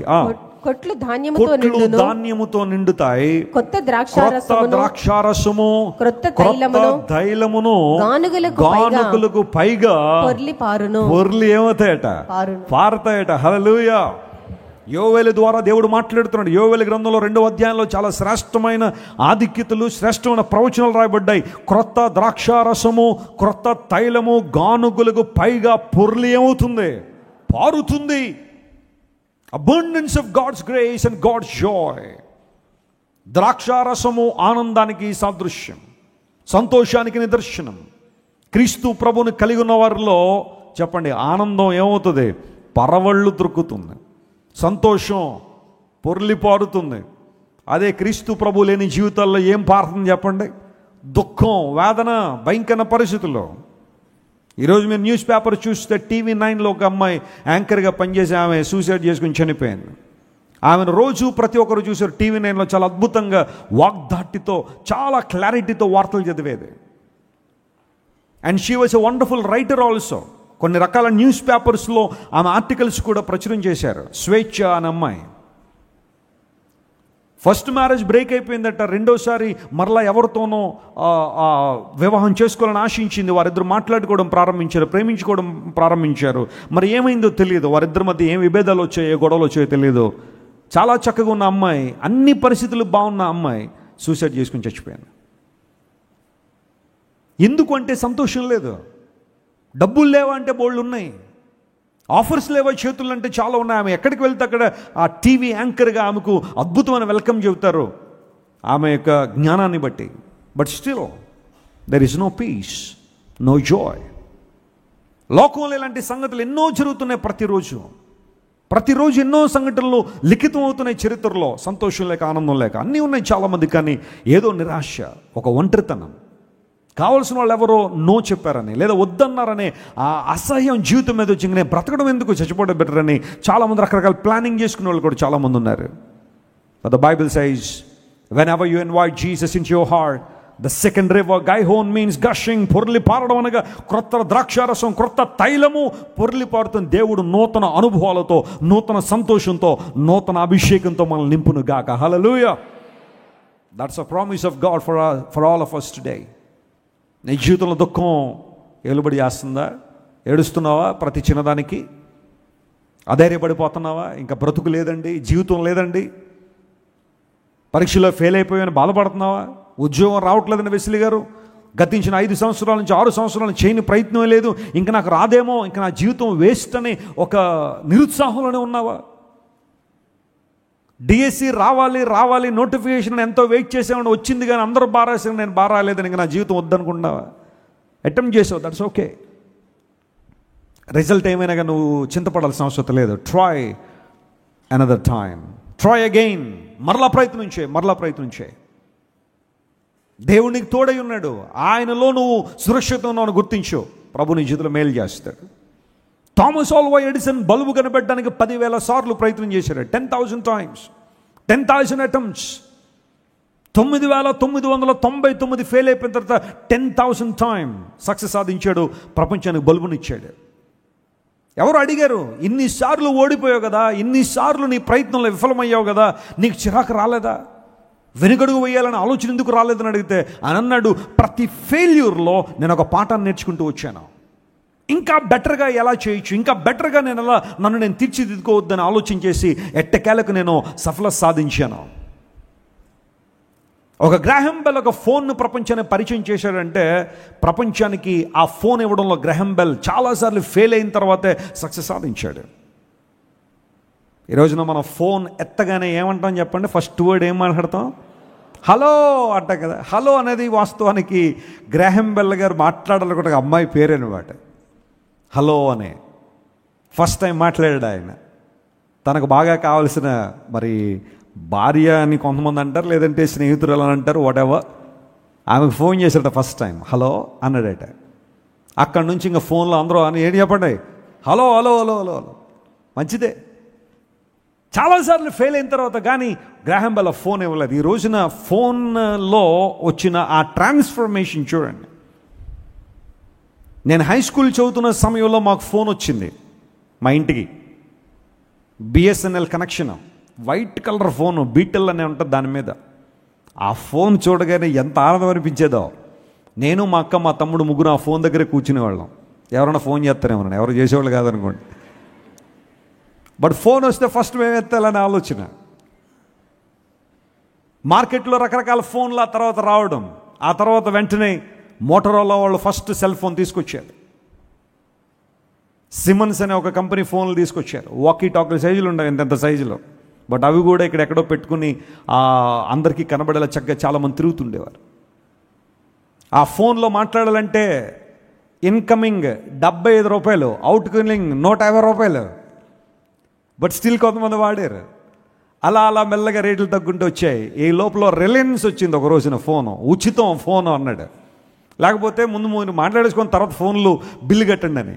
మరి ఆ టైంలో ఈ మాత్రం సైజు సిల్వర్ ఫోన్లు బిల్లు ఎంతమంది తీసుకున్నారో కానీ చాలామంది తీసుకున్న మాట్లాడేసి గోదావరిలో విసిరేసేవారు అట్లా బిల్లు కట్టలేక. ఆ తర్వాత మెల్లగా ఇప్పుడు ఫోన్లన్నీ అందరి చేతులకు అందుబాటులో వచ్చినాయి, ఫ్రీగా ఇచ్చేస్తున్నారు కదా. ఏదో నెలకి కొంత కనుక రీఛార్జ్ చేస్తే ఆ ఫోన్లన్నీ ఫ్రీగా. ఈ రోజులో ఒక్కొక్కళ్ళకి ఒకటా ఫోను, ఎప్పటి ఎన్ని 2, కొంతమంది 3 సిమ్ములు, ఫ్యామిలీ కోసం ఒకటి, ఫ్రెండ్స్ కోసం ఒకటి, చర్చి కోసం ఒకటి, 3 ఫోన్లు క్యారీ చేస్తారు చాలామంది ఈ రోజుల్లో. లేదా కొంతమంది 4-5 నెంబర్లు కూడా ఉండొచ్చేమో. కనీసం 2 అన్నా మెయింటైన్ చేసేవాళ్ళు. ఎందుకంటే డ్యూయల్ సిమ్ వచ్చేసింది కదా, ఇప్పుడు ఒక ఫోన్లోనే 2 సిమ్ములు. గ్రాహం బెల్ చాలా ప్రయాసపడ్డాడు దానికోసం, ఆ ఫోన్ తీసుకురావడానికి. టెక్నాలజీ తప్పు నేను అంటలేదు, ఫోన్లు తప్పు నేను అంటలేదు, ఇంటర్నెట్ తప్పు నేను అంటలేదు. కానీ దాన్ని ఎలా వాడుకుంటున్నాం, ఎలా వాటిని వినియోగిస్తున్నాం అన్న దాని మీద నీ జీవితం ఆధారపడి ఉంది. కొంతమంది వ్యర్థమైన వాటి కోసం వినియోగించే వాళ్ళు ఉంటారు, కొంతమంది మంచి వాటి కోసం ఏం చేస్తారు చెప్పండి, వినియోగించే వాళ్ళు ఉంటారు. ఏది ఎప్పుడు ఎక్కడ ఎలా వినియోగించాలనే ఆత్మజ్ఞానం నీలో ఉండాలి. అంతేగాని కోతికి కొబ్బరికాయ దొరికినట్టుగా వినియోగించడానికి వీల్లేదు. కోతికి కొబ్బరికాయ ఇచ్చారట ఎవరో మీలాంటి వాళ్ళు ఇస్తే, అది పైన పీస్ అంతా తినేసి పక్కన పడేసిందండి. అసలు కొబ్బరికాయలో ఏం తినాలి? పెంక ఎలా తింటారమ్మా? కొబ్బరికాయలు ఏం తినాలా? లోపల ఉన్న గుంజు కదా, ఆ కొబ్బరి కదా తినాలా. కోతి కొబ్బరికాయ ఇచ్చారంటే ఎవరో మీలాంటి వాళ్ళు దా అని చెప్పి ఇస్తే అది ఏం తిందంట, పీచి తినేసి కొబ్బరికాయ ఇలాగ ఉంటుంది అనుకుందండి. కొంతమంది కూడా ప్రతి వస్తువులు అలాగే వాడుతుంటారు, ఎలా ఉపయోగించాలని ఉపయోగించారు, అందును బట్టి ఇబ్బందులు పాలవుతూ ఉంటారు. ట్రై అగైన్, మరలా ప్రయత్నం చేయి.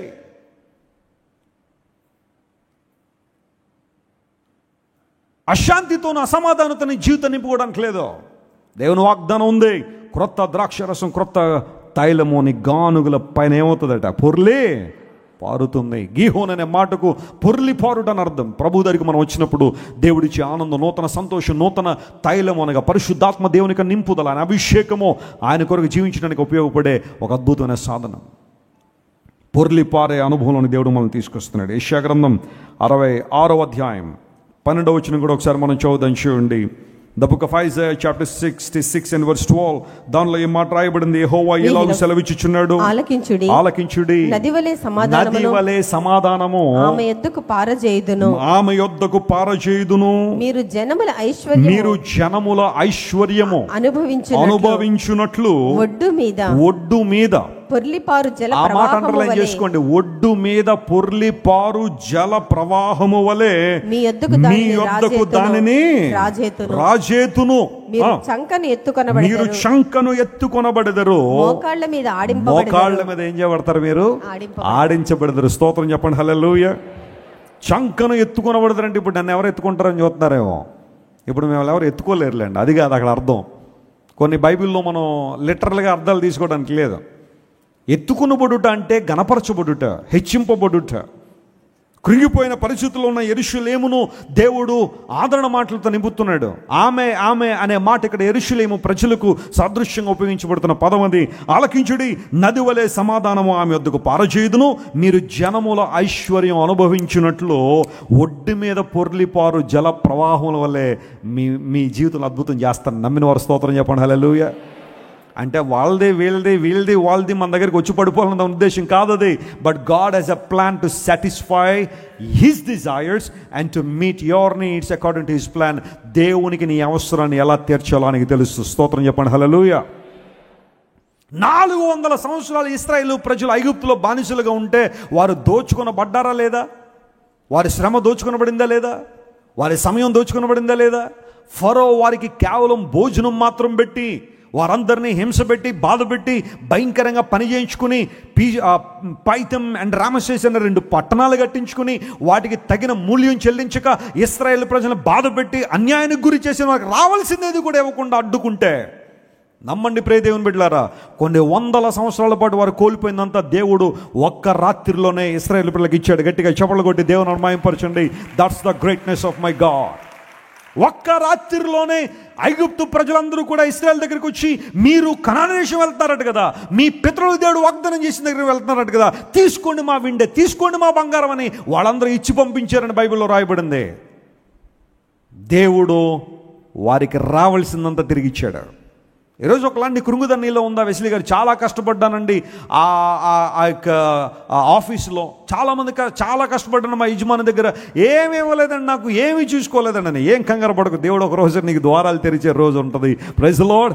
ఆ రోజు ఎవరు ఆపినా నీ ఆశీర్వాదాలు ఆగేవి కావో. కీప్ మూవింగ్, అంతే, ముందుకు సాగిపో. ప్రభు నేను హెచ్చిస్తాడు. జనముల ఐశ్వర్యము ఒడ్డు మీద పారు ప్రవాహ జలముల వల్ల నీ దగ్గరికి వస్తుంది. ఒడ్డు మీద పారే ప్రవాహ జలాన్ని ఎవరైనా ఆపగలరండి? వరదను ఎవరైనా ఆపగలరా? రాయమండ్రిలో అప్పుడప్పుడు వరదలు వస్తూ ఉంటాయి. గోదావరి నదిలో వరద ఎవరైనా ఆపగలరా? ఆపలే. స్వేచ్ఛగా ఎక్కడ కావాలంటే అక్కడికి వెళ్ళిపోతుంటుంది. దేవుడు కూడా నీ ఐశ్వర్యాన్ని అలాగే ఒక వరద వల్ల నీ దగ్గర తీసుకొస్తాడు. నమ్మిన వారి గట్టిగా చప్పట్లు కొట్టి దేవుని మహిమపరచండి. Nothing is impossible with my God. దేవునికి అసాధ్యమైంది ఏది లేదు అని బైబిల్ సెలవిచ్చింది. తీసుకొస్తాడు ఆయన. నీకు దర్శనం ఉంటే దేవుడు ప్రొవిజన్ ఇవ్వడానికి ఎప్పుడు సిద్ధంగా ఉన్నవాడు. నేను నేర్చుకున్న నా జీవితంలో అదే. దేవుని కొరకు ఏదైనా కార్యం తలపెట్టాలన్నప్పుడు ఖర్చు గురించి ఆలోచన చేయను. అది ఎలా వస్తుంది, ఎవరిస్తారు, ఏంటి సంగతి అని ఆలోచన చేయను. దర్శనం ఉందా, నడిపించేది ఎవరు చెప్పండి? దేవుడే. ఆనం రోటరీ హాల్లో మీటింగ్ పెట్టడానికి 1000 రూపాయలు ఖర్చు అయ్యేది. నెలకు ఒకసారి పెట్టేవాడిని మీటింగ్. 2004-05 సంగతి చెప్తున్నా నేను. 1000 రూపాయలు ఖర్చు. ఆ 1000 రూపాయలు కూడా ఉండేవి కదా నా దగ్గర. యవన బిడ్డలు అందరూ వచ్చి మీటింగ్లో పాల్గొన్న తర్వాత ఆఫరింగ్ వేస్తే 350 రూపాయల నుండి 400 రూపాయలు వచ్చేవి. మరి ఎక్కడ తీసుకురావాలి మిగతా 600? ఎలా కట్టాలి బిల్లు అనుకునే పరిస్థితి. ఆ రోజు మీటింగ్ అయిపోయిన తర్వాత అందరూ ఇంటికి వెళ్ళిపోయారు. కానీ ఆ సోమవారం నేను వెళ్ళి ఆ డబ్బులు కట్టాల్సిన పరిస్థితిలో ఆలోచన చేస్తున్నాడు. ప్రార్థనే చేసేవాడిని అనుకోండి. మా తల్లిదండ్రులు అడిగితే ఇస్తారు, కానీ నేను అడిగేవాడిని కాదు. ఎందుకంటే నా విశ్వాసాన్ని నేను ప్రాక్టీస్ చేయాలి దేవుని సేవలో. ఎవరో నాకు ఇస్తున్నారు, లేదంటే మా తల్లిదండ్రులు సపోర్ట్ ఉందని చెప్పి సేవలోకి వచ్చానని. అలా కాదు ప్రభు, నీ మీద నేను ఆధారపడతాను, నువ్వే ద్వారాలు తెరవమని. 1000 రూపాయలు పెట్టి ఆనం రోటరీ హాల్లో ఒక మీటింగ్ పెట్టడానికి ఎన్నోసార్లు ఆలోచించేసి నేను ఈ రోజున క్రూసైడ్లు కావచ్చు, అనేక దేశాల్లో సభల కోసం కోట్లాది రూపాయలు ఖర్చు పెడుతున్నా ఉంటుంది. కేవలం దేవుని కృప మాత్రం, కేవలం దేవుని కృప మాత్రం. దర్శనం అంతే. ఇది చేయాలనే ఆలోచన దేవుడు ఇచ్చినప్పుడు ముందుకు వెళ్ళిపోవడమే. అనేక సందర్భాల్లో బ్లెస్సీ గారు అడుగుతుంటారు, ఏమండి ఎక్కడ నుండి అవుతుందండి ఇంత విశ్వాసం మీకు? ఎస్, నా విషయంలో నువ్వు ఏదైనా గర్వపడాలనుకుంటే ఈ ఒక విషయంలో గర్వపడు. I'm a man of faith. I would like to exercise faith. విశ్వాసం ద్వారా ముందుకు సాగడం. పొర్లి పారుట గీహోన్ అనగా పొర్లి ప్రవహించే అనుభవం. నా గిన్నె నిండేమవుతుంది? మన జీవితంలో ఏ ఒక్కరు కూడా అడుగంటుపోయిన గిన్నెలు కలిగి ఉండాలని దేవుడు ఆశించట్లా. ఎండిపోయిన వారంగా మనం ఉండాలని దేవుడు ఆశించట్లా. దావీదు గిన్నె ఒకరోజు ఎండిపోయిందేమో, అందును బట్టే ప్రభువా నా సారము వేసవ కాలమున ఏమైపోయింది? ఎండినట్టాయను. నీ చెయ్యి నా మీద బరువుగా అయిపోయింది ప్రభువా. దేవుని సన్నిధిలో అడిగాడు, దేవుని సన్నిధిలో ఒప్పుకున్నాడు, ప్రభువా నా సారం ఎండిపోయింది.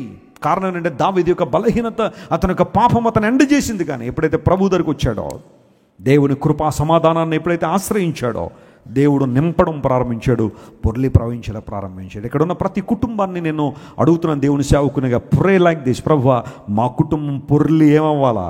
ప్రవహించాలా? పొర్లి పారాలా? ఏంటి? దెబ్బలాటలో. కొన్ని కుటుంబాల్లో ఏం ప్రవహిస్తారో చెప్పండి? దెబ్బలాటలో. భర్త తాగేసి ఇంటికి వస్తాడు, ఇంటికి రాగానే భార్యని ఏదోటి అంటాడు, ఆమెకి చరిత్ర అంతా పునరావృతం అయిపోద్ది. ఎప్పటి నుంచి? 1972 నుంచి మొత్తం చరిత్ర అంతా తీస్తుంది ఆమె. ఈయన తెలిసిన చరిత్ర ఏం తీస్తాడు? మొత్తం దెబ్బలాటలు, గొడవలు, గందరగోళాలు. ఆఖరిగా కుటుంబం అంతా ఏమైందంటే దెబ్బలాటలతో ముగుస్తుంది రాత్రి. త్రాగుబోతుల సునాదాలు పొర్లి పారుతున్నాయి కొన్ని కుటుంబాల్లో. అక్రమ బంధాల జీవితాలు, లోకసమున అనుభవాలు, సినిమా పాటలు, సినిమాలు భయంకరంగా కొన్ని ఇళ్లల్లో. మిర్తుపోడనే ప్రాంతంలో నాన్నగారు పరిచర్య చేసేవారు. ఒక నర్సు గారు ఉండారు. ఆమె నాన్నగారిని పిలిచి పరిచర్య ప్రారంభించారు. తర్వాత కొంతకాలం తర్వాత నాన్నగారిని ప్రక్కన పెట్టారు వాళ్ళు. అయితే ఆ సమయంలో మిర్తుపాడులో చాలా అద్భుతమైన సభలు జరుగుతున్నప్పుడు ఒక రోజున నాన్నగారు వెళ్ళి సువార్త ప్రకటిస్తుంటే, ఆ మీటింగ్స్కి ముందే ఒక ఇంట్లో ఒక క్రిస్టియన్ ఫ్యామిలీ అంట, వాళ్ళు ప్రభువుని తెలిసిన వాళ్ళే, మీటింగ్కి రాలా. కారణం ఏమై ఉండొచ్చు అంటే, టీవీలో ఏదో ప్రోగ్రామ్ వస్తుంది, స్పెషల్ ప్రోగ్రామ్. భార్య, భర్త, పిల్లోడు ముగ్గురు కూడా కూర్చొని చూస్తున్నారు దాన్ని. అరే సేవకులు వచ్చారు రాజమండ్రి నుండి, వాక్యం చెప్తున్నారు, ఇంటి ముందే మీటింగ్ జరుగుతుంది, వాక్యం విందాం. వాక్యం కరువు అయిపోతున్న రోజుల్లో మనం ఉన్నాం. సత్యమైన వాక్యాన్ని దైవజనులు ప్రకటిస్తారు, విందామని ఆలోచన లేదో టీవీ సౌండ్ ఎక్కువ పెట్టి ఆ కార్యక్రమం చూడడం ప్రారంభిస్తే, వాళ్ళు వాక్యం వినడం సంగతి అలా పెట్టండి, ఆ సౌండ్ మీటింగ్లో దాకా వస్తుంది. అది ఎవరు అభ్యంతరం? కొన్ని సందర్భాల్లో దేవుని కార్యాలకి ఎవరో అనుకుంటాం, ఎవరో కాదు. కొన్నిసార్లు దేవుని బిడ్డలను పిలిపించుకున్నారు, కొన్నిసార్లు అభ్యంతరాలు. డినామినేషన్ భేదాలు. వారు మా సంఘం కాదు, మా డినామినేషన్ కాదు, మాది తల్లి సంఘం, వాళ్ళది పిల్ల సంఘం. ఏం పిల్ల సంఘం, తల్లి సంఘం ఇది? నువ్వు తల్లి సంఘంలో ఉన్నంత మాత్రాన్ని మారు మనసు పొందకపోతే పరలోకానికి వెళ్తావు నువ్వు. ఈ రోజులు ఇది ఎక్కువైపోయింది. మా తల్లి సంఘం అండి, ఇవన్నీ పిల్ల సంఘాలండి. ఇప్పుడు వచ్చినాయి అన్నీ పిల్ల సంఘాలట. ఎప్పుడెప్పుడు నుంచో ఉన్నాయని తల్లి సంఘాలని. అసలు దేవుని వాక్యం ఏం చెప్తుంది? సంఘం అనగా క్రీస్తు రక్తము ద్వారా కనగబడిన సమూహం అని బైబిల్ చెప్తుంటే, కొంతమంది మాది ఎప్పటి నుంచో పురాతన కాలం వచ్చిన సంఘం తల్లి సంఘం, ఇప్పుడు వచ్చిన పిల్ల సంఘాల్లో, రేపు నుండి వచ్చేవన్నీ కూడా మనవడ సంఘాలు అంటారేమో వాళ్ళు. ఏంటా సంఘం గురించి ఏమైనా తెలిసిందా నీకు? లేఖనాలు సెలవిస్తున్నాయి, వాళ్ళు ఎందుకు రాలేదు మనకు తెలియదు. వాక్యం దైవజనులు చెబుతుంటే ఆ పిల్లగాడు సోఫాలో టకామన కింద పడ్డాడు, పడికి లేవట్లా. ఏమైందో తెలియదు. ఆ టీవీ, కలర్ టీవీ దగ్గరలో చూశాడేమో, మరి ఏమైందో తెలియదు, ఆ భయంకరంగా కింద పడిపోయాడు. తల్లి తండ్రి గుండెలు బాదుకొని ఎప్పుడు వచ్చారు మీటింగ్కి, అయ్యగారు మా కోసం ప్రార్థన చేయండి అని. ఇదొక డిస్టర్బెన్స్. మళ్ళీ ఇప్పుడు ప్రసంగం జరుగుతుంటే దైవజనులు ప్రసంగం ఆపి ఆ బిడ్డ కోసం ప్రార్థన చేసిన తర్వాత దేవుడు ఆ బిడ్డను తాకాడు. దేవుడు నామమున స్తోత్రం కలుగును గాక. ముందు వచ్చి కూర్చున్నారు వాళ్ళిద్దరు కూడా దేవుని సంఘంలో. ఏం పొర్లి పారుతున్నాయి ఇంట్లో? అసభ్యకరమైన మాటలు, అసభ్యకరమైన చిత్రాలు, అసభ్యకరమైన గుంపులు, అసభ్యకరమైన ఆ చాటింగ్లు బహుశా నీ కుటుంబంలో పొర్లి పారుతున్నాయా? బైబిల్ సెలవిస్తూ ఉంది, క్రొత్త తైలము క్రొత్త ద్రాక్షరసం గానుగుల పైన పొంగి పారుతుంది. గీహోను అనగా పొర్లిపారే అనుభవం. యేసయ్య ఏ హృదయంలో అయితే ఉంటాడో అక్కడ పొర్లిపారే అనుభవం ఉంటుంది. చెప్పలు కూడా దేవుని అనుమాయపరిచిన హల్లెలూయా. పీషోను అనగా వ్యాపించుట, గీహోను అనగా పొర్లి పారుట. మూడో మాట దగ్గరికి వద్దాం. చూడండి, మూడవ నది ఏమని చదువుకున్నాం చెప్పండి? హిద్దెకెలు అనే మాట. దాన్ని టైగ్రీస్ అని కూడా పిలుస్తారు. టైగ్రీస్ అనే నది కూడా పిలుస్తారు. దానియేలు గ్రంథంలో ఈ నదిని గొప్ప నది అని సంబోధించారు. చెప్పండి, ఏ నదిని సంబోధించారు? గొప్ప నది. ఇట్స్ ఎ గ్రేట్ రివర్ అని సంబోధించారు. టైగ్రీస్ అనే నది. ఈ హిద్దెకెల్ అనే మాటకు కూడా మంచి అర్థం ఉంది. బైబిల్లో రాయబడిన ప్రతి మాటకు అర్థం ఉన్నట్టుగానే హిద్దెకెల్ అనే మాటకు స్విఫ్ట్ అని అర్థం. స్విఫ్ట్ అనగా త్వరితముగా వేగముగా వెళ్ళునది అని అర్థం. చెప్పండి, స్విఫ్ట్ అనే మాటకు అర్థం ఏంటి? వేగముగా వెళ్ళినది. కారులో కూడా స్విఫ్ట్ అనే కారు ఉంటుంది. ఎవరికో ఇద్దరు ముగ్గురు ఉండదేమో ఇక్కడ కదా. మన సంఘంలో ఇప్పుడు చాలామంది కార్లు కొనే స్థాయికి వచ్చేసారు. దేవుడిని కృపను బట్టి మనకు పార్కింగ్ పెద్ద ప్రాబ్లం అయిపోతుంది. ప్రతి ఆదివారం అందరు కార్లు కొంటున్నారు, మంచిదే. స్విఫ్ట్ అనే కారు ఉంటుంది కదా, ఆ స్విఫ్ట్ అనే మాటకు అర్థం ఏంటో తెలుసా? వేగంగా ప్రవహించేది లేదా వేగంగా వెళ్ళేది. ఆ వేగం కూడా ఎలాంటిదంటే చాలా ఈజీగా పికప్ అయి త్వరగా ముందుకు వెళ్ళేది అని ఈ అర్థాలన్నీ రావడానికి ఈ స్విఫ్ట్ అనే మాట వాడతారు. హిద్దెకెల్ అనే మాట కూడా అర్థం అదే, వేగము, త్వరితము అని అర్థం.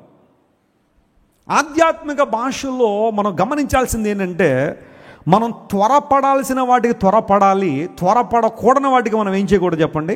త్వరపడకూడదు. లేఖనంలో మాట మీకు జ్ఞాపకం చేస్తాను.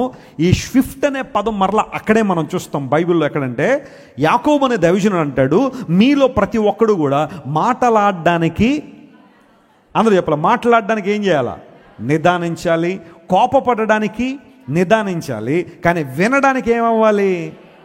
ఆ వేగిరము అనే మాట ఉంది చూసారా, అక్కడ కూడా స్విఫ్ట్ అనే పదం వాడారు. త్వరితము అనే మాట అంటే క్విక్గా రెస్పాండ్ అవ్వడము, త్వరగా ఆ పని చేయడం, వేగముగా కదలడం. జంతువులు కొన్ని ఉంటాయి, వేగంగా కదిలే జంతువులు కొన్ని ఉంటాయి. చెప్పండి, సోమరిగా ఉండే జంతువులు కొన్ని ఉంటాయి. పాముల్లో 2 రకాలు తీసుకుంటే పొడపాములు అని ఉంటాయి. అవి ఎలా ఉంటాయి చెప్పండి? పొడపాములు చాలా స్లోగా ఉంటాయి కదా. వాటిని మీద కాలేజ్ తొక్కెళ్ళిపోయిన మరీ తీవ్రమైన బాధ రాకపోతే వస్తే తర్వాత సంగతి గారు, రాకపోతే పెద్ద ఏం పట్టించుకోదు అది. అయితే త్రాసుపాము ఉంటుంది, ఎలా ఉంటుంది అది? మామూలుగా ఉంటుంది అది. దాని వేగము, అసలు త్రాచుపామును కొట్టే విధానం కూడా చాలా జాగ్రత్తగా ఉండాలి. కొంతమంది పాము రాగానే కర్ర ఎది కొట్టేస్తానంటారు చాలామంది. త్రాసుపామును కొట్టే విధానంలో జాగ్రత్తగా ఉండాలి. వాలుగా కొట్టాలి కానీ స్ట్రైట్గా కొట్టకూడదు. దాన్ని స్ట్రైట్గా కొడితే ఆ కర్ర మీద నుండి ఎక్కేస్తుంది. కొన్ని టెక్నిక్స్ ఉన్నాయి. థ్యాంక్ గాడ్ నేను ఎప్పుడు పాముని చంపలేదు అనుకోండి, ఎప్పుడు నా దగ్గరికి రాలేదు అది. కానీ కొంతమంది ఇళ్లలోకి వస్తూ ఉంటే అప్పుడప్పుడు పాములు ఎవరిని వచ్చేస్తుంటాయి. పొడపాము చాలా నెమ్మదిగా కదులుతుంది. అదే త్రాచుపాము ఎలా కదులుతుంది? చాలా యాక్టివ్గా ఉంటుంది, చాలా చురుగ్గా ఉంటుంది అది. తాబేలు చాలా, చెప్పండి, ఎలా కదులుతుంది? స్లోగా కదులుతుంటుంది. కుందేలు ఎలా ఉంటుంది? దాని మీద ఒక స్టోరీ కూడా ఉందనుకోండి, పోన్లే ఆ స్టోరీలో తాబేలుని గెలిపించారు. కానీ న్యాచురల్గా కుందేలు కొంచెం వేగంగానే ఉంటుంది. షిఫ్ట్ అనే మాట, వేగం అనే మాట. దేవుని ప్రజలు కూడా చురుగ్గా ఉండాలి. స్తోత్రం చెప్పండి, హల్లెలూయా.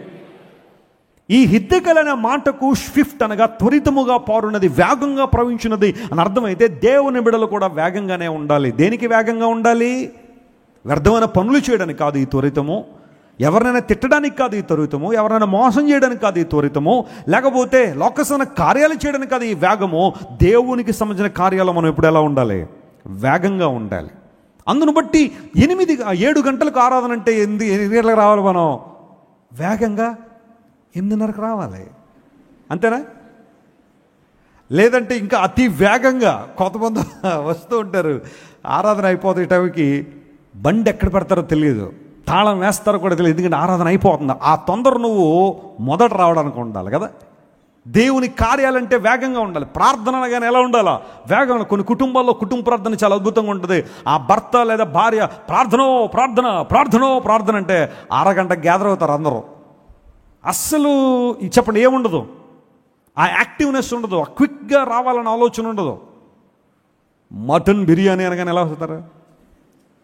మొత్తం ఫ్యామిలీ అంతా 2 నిమిషాల్లో మొత్తం భోజనం బల చుట్టూ నీ పిల్లలు ఒలివ మొక్కల్లాగా ఉంటారని అందరూ చక్కగా మొక్కల్లా కూర్చొనిపోతారు వచ్చి. ప్రార్థనకి ఎందుకు రావట్లేదు? దేవుని వాక్యం అంటే ఎందుకు రావట్లేదు? దేవుని మందిరం అంటే ఎందుకు ఆ వేగం లేదు నీలో? ఆ ఆసక్తి లేదనుకుంటా కదా. బైబిల్లో ఇద్దరు వ్యక్తులు మీకు పరిచయం చేస్తాను, మార్తా అండ్ మేరీ. మార్త విస్తారమైన పనుల్లో వేగంగా ఉంది, మరియా దేవుని మాటలు వినడంలో వేగంగా ఉంది. స్తోత్రం చెప్పండి, హల్లెలూయా. నీ వేగం దేనికి? నీ త్వరితం దేనికి? హిద్దికల్ అనే మాటకు యాక్టివ్నెస్, స్విఫ్ట్ అని అర్థం, ఫాస్ట్ అండ్ స్పీడ్. ఈ మాటలు మనం తీసుకుంటే క్రీస్తు ప్రభువుని అంగీకరించే దేవుని బిడ్డలుగా మనం కూడా చురుకుగా ఉండాలి. బైబిల్లో మాట ఉంది, చురుకుగా ఉండుట గొప్ప భాగ్యము అన్నాడు. భాగ్యం అంటే ఆస్తి. నువ్వు చురుగ్గా లేకపోతే సకల రోగాలకి నిలయంగా ఉంటావు. రోగాలన్నీ మాట్లాడుకుని ఈ బ్రదర్ బాగా ఉన్నాడు, మనకి చక్కగా సోఫాలో కూర్చున్నారు, రోజు ఆవ ఇద్దాం రండి అని చెప్పి ఆవాహయామిలాగా వచ్చి కూర్చుంటాయి ఆ రోగాలన్నీ. చురుగ్గా ఉన్నా పూర్వ దినాల్లో ఇలా అంటున్నానని ఏమనుకోకండి. స్త్రీల గురించి నేను, మీరంటే చాలా గౌరవం మాకు, we respect is so much. Mother's Day రోజున కూడా మీకు చాలా అభినందించాం. మళ్ళీ వచ్చే సంవత్సరం కూడా చెప్తాను మీకు అభినందనలు. స్త్రీలు కొంతమంది చూడండి ఫ్యామిలీలో చాలా చురుగ్గా ఉంటారు, ఎంత పనైనా ఒక్కరే ఫాస్ట్గా చేయాల్సి. కొంతమంది ఉంటారు చూడండి చేయగలిగి కూడా చేయలేకపోతే అంటలా, ఏదైనా వ్యాధులు వచ్చో, మోకాళ్ళు నొప్పులు వచ్చో, వ్యాధులు వచ్చి ఒకచోట కూర్చోవడం తప్పనట్లా, ఐఎమ్ సో సారీ. చేయగలిగి కూడా కొంతమంది ఏమండే భర్తను పిలుస్తారని ఉదయాన్నే, ఏమండే బ్రూ కాఫీ పట్టుకొచ్చేయండి. నువ్వేం చేస్తావండి? ఉదయాన్నే ఆల్రెడీ యూట్యూబ్లో ఏదో ప్రోగ్రామ్ ఆన్ చేసేస్తుందండి అమ్మగారు, అవి చూసుకోవాలండి రీల్స్. ఈయన వెళ్ళి బ్రూ కాఫీ పెట్టుకొచ్చిన, కొంచెం ఆ చేత్తో ఇల్లు తుడిచేయండి, కొంచెం ఆ చేత్తో బట్టలు ఉతికేయండి, ఆ చేత్తో వంట చేసేసి ఆఫీస్కి వెళ్ళిపోండి. మీరంటే నాకు చాలా ఇష్టం. మళ్ళీ ఎదుగా మాట, మళ్ళీ సాయంకాలం పనులన్నీ బాగా చెయ్యాలని. ఒక ఆయన ఇలాగనే, నేను ఆఫీసులో వెళ్ళగానే నా భార్య చక్కగా స్వెటర్ సిద్ధం చేస్తుంది, హాట్ వాటర్ సిద్ధం చేస్తుంది స్నానం కోసం, చాలా చక్కగా చూస్తుండదు. ఎందుకు అని అడిగితే అంట్లు దోవేయడానికి అన్నాడట. ఈ ప్రిపరేషన్ అంతా దేనికంట? చురుగ్గా ఉండద్దమ్మా, నీ పని నువ్వు చేసుకోవద్దా? పూర్వదినాల్లో స్త్రీలు బట్టలు ఉతకడం దగ్గర నుంచి భోజనం సిద్ధపరచడానికి ఓ పొయ్యి ఉండేది, బొగ్గులు పొయ్యి కావచ్చు, మామూలు పొయ్యి, అందులో కట్టెలు పెట్టి ఒక గొట్టం ఉండేది. ఏం చేసేవారు? దానిలో ఉఫ్ఫు ఉఫ్ఫు అని ఊదేవారు. అలా ఊదడం వల్ల లంగ్స్ అన్నీ ఏం చేసే చెప్పండి, పని చేసే. ఇప్పుడు అవన్నీ లేనందువల్ల ఒక 60 సంవత్సరాల తర్వాత డాక్టర్ గారు ఎత్తున్నారు, ఒక ఊదమ్మ బాగా, బాల్ ఇలా పైకి వెళ్తూ ఉంటుంది, ఊదు బాగా. ఇవన్నీ మనకి డాక్టర్ గారు ఇస్తేనే కానీ మనం ఏం చేయట్లేదు, అవన్నీ తీసుకోవట్లేదు. అక్కడ వరకు రాకుండా ముందుగానే చక్కగా అలాంటి పనులన్నీ చేయండి. బట్టలు తోడడం దగ్గర నుంచి అన్ని పనులు చక్కగా చేసుకుంటూ, పూర్వదినాల్లో పెద్ద వ్యాధులు ఉండేవి కాదు. పురుషులు కూడా అంతే. కొంతమంది భార్యను ఇంటిలో స్లేవ్గా చూస్తారు, బానిసగా. కొంతమంది ఇళ్లలో చూడండి పెళ్ళైన తర్వాత పని మనిషిని ఆపేస్తున్నారంట. ఎందుకంటే కాళ్ళు వచ్చింది కదండి. నిజంగా అది ఎంత, అప్పటిదాకా పని మనిషి ఉన్నది ఇంట్లో పని చేస్తుంది, కోడలు రాగానే పని మనిషిని ఆపేస్తున్నారు చాలామంది. సరే మీకు ఇబ్బందులు ఉంటే, ఫైనాన్షియల్ ప్రాబ్లమ్స్ లాంటి అందరి ఆమోదయోగ్యంలో చేయడం ఓకే, కానీ ఇంకా ఇంటెల్లపాతి పని అంతా కోళ్ళ మీదకి నెట్టేసి కొంతమంది వేరుశనగ గుళ్ళు తిట్ట కూర్చుంటారు ఇంట్లో. జాగ్రత్త సహోదరుడా, నీవు కూడా పని చేయాలా, ఒళ్ళుంచి పని చేయాలా. ఆదాముకు హవ్వకు దేవుడు ఏదైనా తోట ఇచ్చిన తర్వాత ఏమన్నాడు వాళ్ళని? మీరు రోజు శుభ్రంగా చక్కగా ఫలములు తినేసి, నదిలో నీళ్లు తాగేసి చక్కగా ఇద్దరు పడుకున్నాడు ఆయన. ఏం చేయాలి? దాన్ని సేద్యపరచండి, కాపు కాయండి అనే మాట దేవుడు వాడాడు. బాధ్యత, ఎవరి బాధ్యతలు వాడు గుర్తించాలి. కుటుంబంలో హిద్దికల్ అనగా వేగంగా ప్రవహించేది, స్విఫ్ట్నెస్, వేగముగా స్పందించేవారు. దేవుని మాటకు, ఆయన సేవకు, ఆయన పరిచర్యకు వేగంగా స్పందించే అనుభవం నీలో ఉందా? మన చర్చిలో ఒక సాక్ష్యం చెప్పగలను, చాలామంది ఉన్నారు అలాంటి వాళ్ళు. ఒక సాక్ష్యం చెప్పగలను. గార్డ్ గారు అనే ఒక సోదరులు మన చర్చిలో ఉండేవారు. ఆయన ఫారెస్ట్ డిపార్ట్మెంట్లో పనిచేసేవారు. ఎంత అటెంటివ్గా ఉండేవారంటే, నాన్నగారు ఏ టైంలో ఫోన్ చేసినా, అది ఒకవేళ సాయంకాలం కావచ్చు, మధ్యాహ్నం కావచ్చు, కొన్ని సందర్భాల్లో ఎప్పుడైనా ఏదైనా అవసరం వచ్చి మిడ్ నైట్ ఫోన్ చేసినా ఒకే ఒక రింగ్లో, అయ్యగారు ఏం చేయమంటారు, ఎక్కడికి వెళ్ళమంటారు. కొంతమంది దేవుని పరిచర్యకనేసరికి వాయిదాలు వేసేయడం. ఇప్పుడు కాదండి, ఇంకా నేను బెటర్ అవ్వాలండి, ఇంకా నేను బాగుండాలండి, ఇంకా నేను ఇది సాధించాలండి అన్న ఆలోచనలో దేవుని పనికి రెస్పాండ్ అవ్వట్లేదు చాలామంది. దేవుని పని అంటే రెస్పాండ్ అవ్వలేకపోతున్నారు.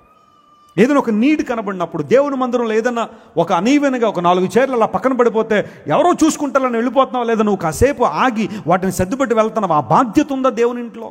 నీ ఇంట్లో అలా ఉంటే నువ్వు ఎలా అయితే సర్దుకుంటున్నావో దేవుని ఇంటిని అలా పట్టించుకుంటున్నావా? బల్ల అయిన తర్వాత కమ్యూనియన్ ప్యాక్లు తీసుకెళ్ళి బయట అక్కడ అవి ఉన్నాయి దానిలో వెయ్యండి అంటే వింటున్నావా నువ్వు మాట? చేరి కింద పడేసి వెళ్ళిపోతావా? ఎవరు తెస్తారు? అది ఎవరు తీయాలి? నీది. మళ్ళీ 4 సెరవులు పెట్టాలి నీ కోసం. బల్ల అయిన తర్వాత అది పట్టుకెళ్ళి బయట బిన్స్ ఉన్నాయి దానిలో పడేయండి. మీరు ఎక్కడ పడితే అక్కడ పడేయడానికి లేదు. మళ్ళీ 2 రోజులు పడుతుంది అవన్నీ క్లీన్ చేయండి కొన్ని సందర్భాల్లో. Do it, be responsible in the church of God. దేవుని మందిరంలో రెస్పాన్సిబుల్గా ఉండండి. ఇక్కడ కాకపోతే రేపొద్దున మరో చోట ట్రాన్స్ఫర్ అయి వెళ్తే అక్కడ కూడా అలాంటి పద్ధతిని ఆచరించు. దేవుని పని అయినా సరిగా ముందుండో. నీ శక్తి, నీ బలం, నీ జ్ఞానం దేవుని కోసం వినియోగించావు. ఎద్దికలు అనగా స్విఫ్ట్ అనగా వేగముగా స్పందించడం. దేవుని ప్రజలు ఎలా ఉండాలి చెప్పండి? యెషయా గ్రంథం దగ్గర రండి ఒకసారి. ఒక మాట త్వరగా నేను చెప్పి ముగిస్తాను, సమయం అయిపోయింది. యెషయా గ్రంథం 5వ అధ్యాయం 26-27 వచనాలు చదువుకుందాం. The book of Isaiah chapter 5 verses 26 and 27.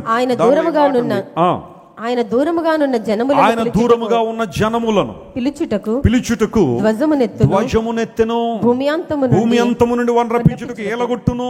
అదిగో వారు త్వరపడి వేగముగా వచ్చుచున్నారు. అదిగో వారు ఎలా వస్తున్నారట? త్వరపడి వేగముగా. దేవుడు ఏలగొడితే, దేవుడు ఏల వేస్తే వారందరూ ఎలా వచ్చారట?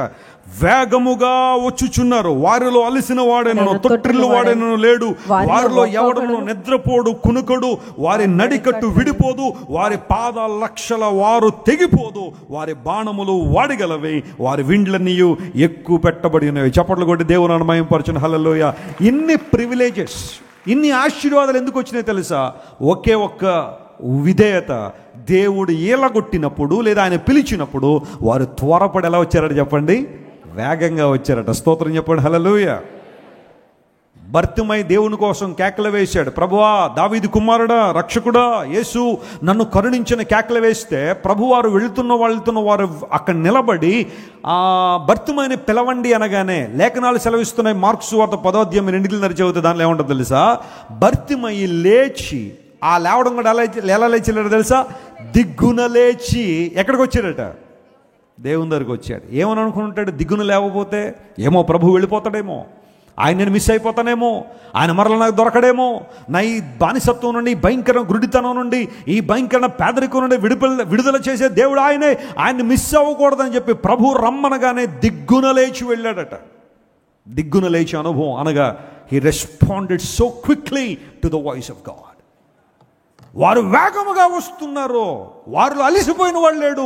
వారు నిద్రపోరు, కునుకరు. వారి పాద రక్షల వారు తెగిపోదు అని బైబిల్ చాలా స్పష్టంగా తెలియజేస్తుంది. ప్రివిలేజెస్ అన్ని మనకు కావాలంటే హిద్దికెలు ఏ విధంగా త్వరగా ప్రవహిస్తుందో మనం కూడా దేవుని మాటకు అలాగే లోబడి వారంగా, ఆయన కార్యాల పట్ల అదే ఆసక్తిని కలిగి వారంగా ఉండాలి. Praise the lord.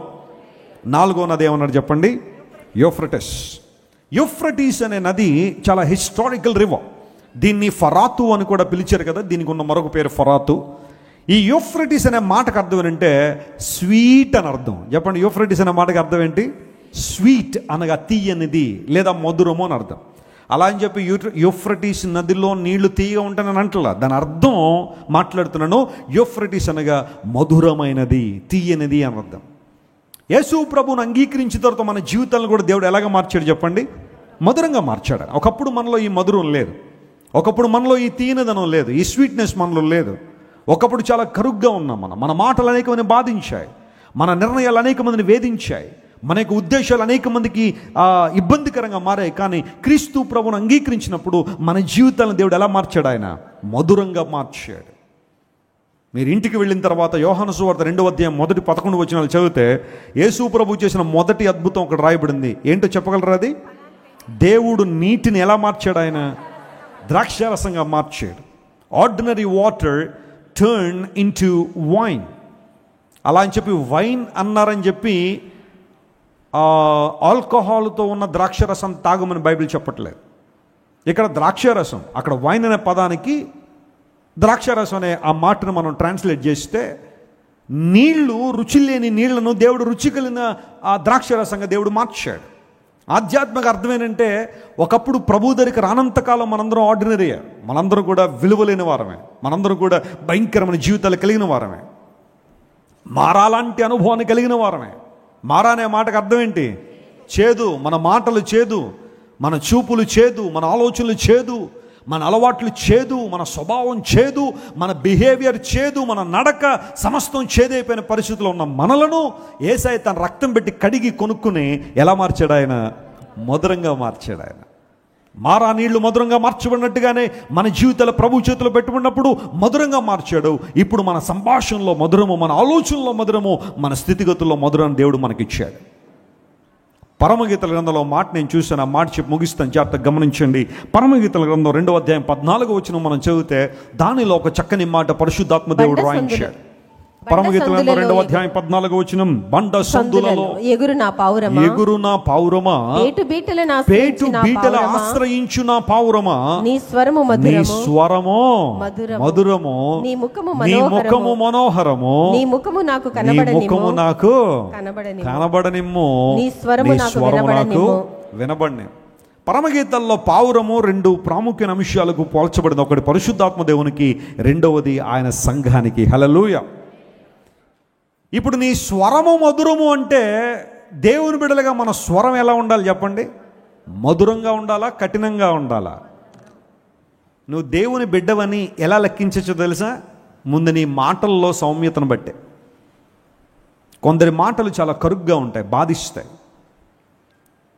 ఒక మాటలో చెప్పాలంటే కత్తుల్లో పొడుస్తూ ఉంటాయి.